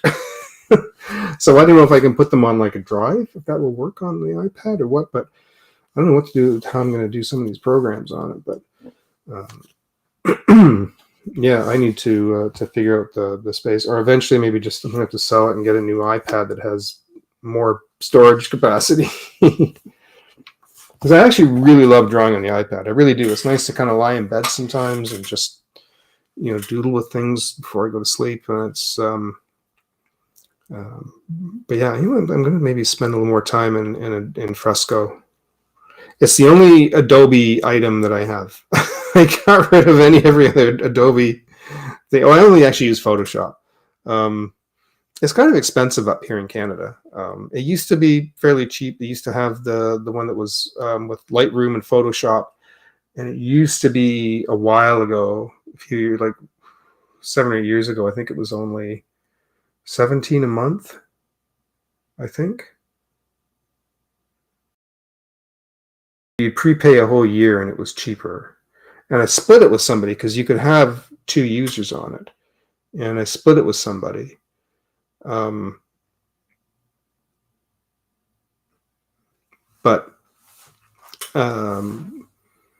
they raised the price on it a couple of times. And I thought, I can't keep forking this out when there's like so many other drawing programs that I could just pay one fee and then I have it. Right, so that's why I have Clip Studio Paint and Affinity and Sketchbook. So, but yeah, I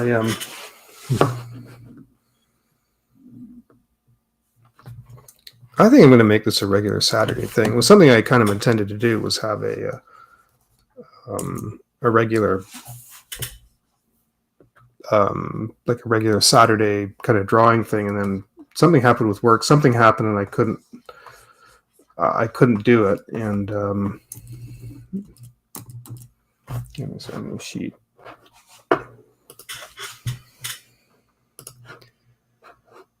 And it kind of fell to the wayside.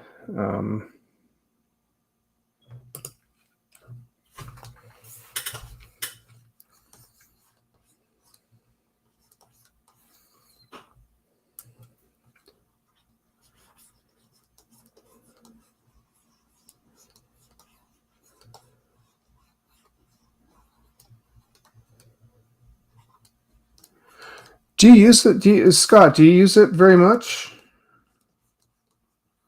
Because I know you've talked about it before.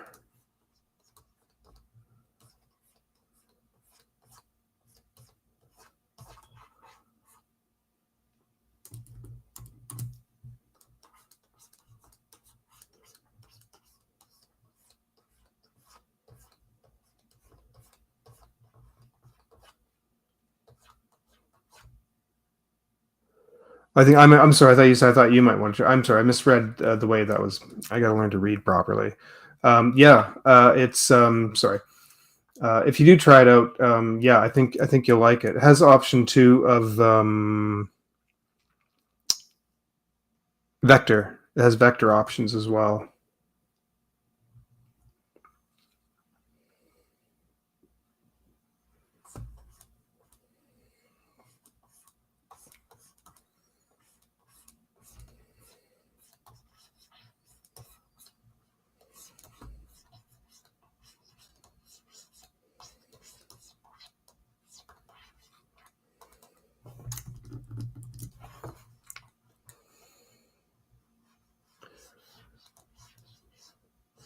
Yeah, Clip Studio. When I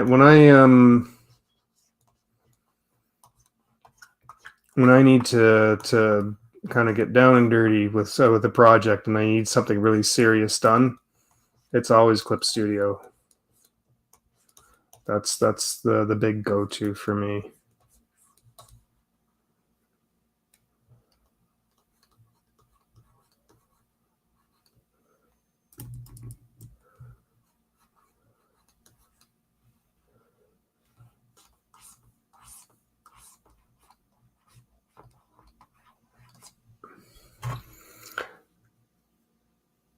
They are nice. Yeah, they really are. They're nice in Procreate too. Actually, they've got the Studio Pen is just like butter. I've never seen a pen go down as smooth as that. Is the Studio Pen in Procreate. That's the one everyone likes to use.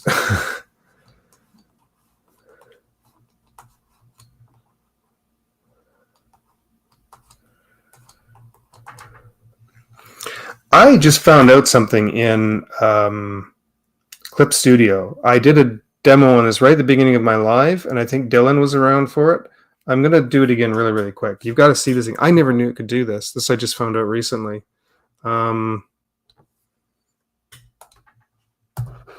Maybe you knew this already. If you did, stop me. But I'll show you something that I never...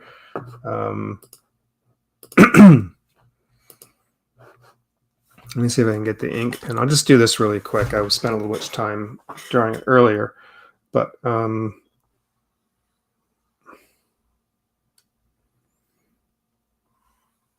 need to make sure everything's closed. Oh,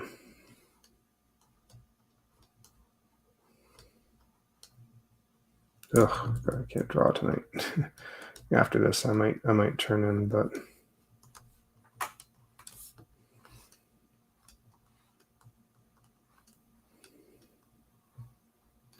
I just got to make sure.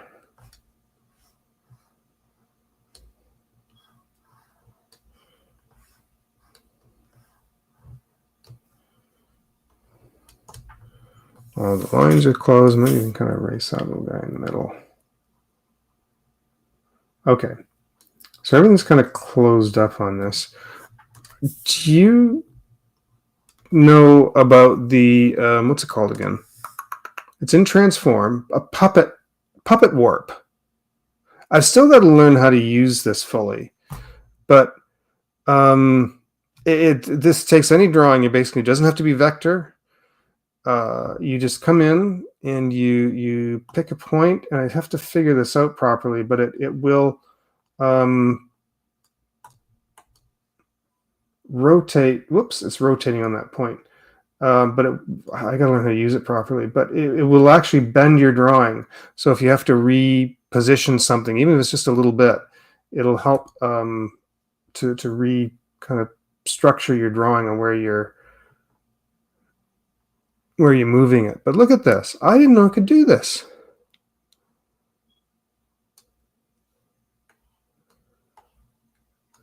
Luckiest damn thing. I was just like, I saw that. I was like, no, that's that's cheating way too much. They're gonna lengthen the legs out, shorten them.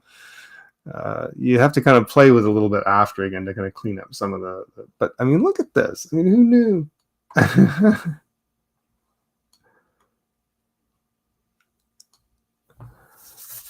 So yeah, so it's under your transform. Oh, I have to apply it first. Okay. So yeah, you go into your edit, your transform, and it's all the way down under mesh transformation. It's called Puppet Warp, and that's the one. I'm like, that's evil. That's just so wrong. Anyway, it's 1:40 here. I've been on for a long time. If you guys are all right, I think I might actually call it. I am down to about 4 viewers, and I think, yeah, I'm losing my voice, and I kind of want to start getting ready for bed. I have to be at work in 13 hours. Ugh. But yeah, it's God, it's been a blast tonight. It's been so much fun. I'm going to start doing this on a regular basis. And Josh, good night. Thank you for chiming in tonight. It's nice of you to come on. Nice to be the other way around for a change, to see your text come up.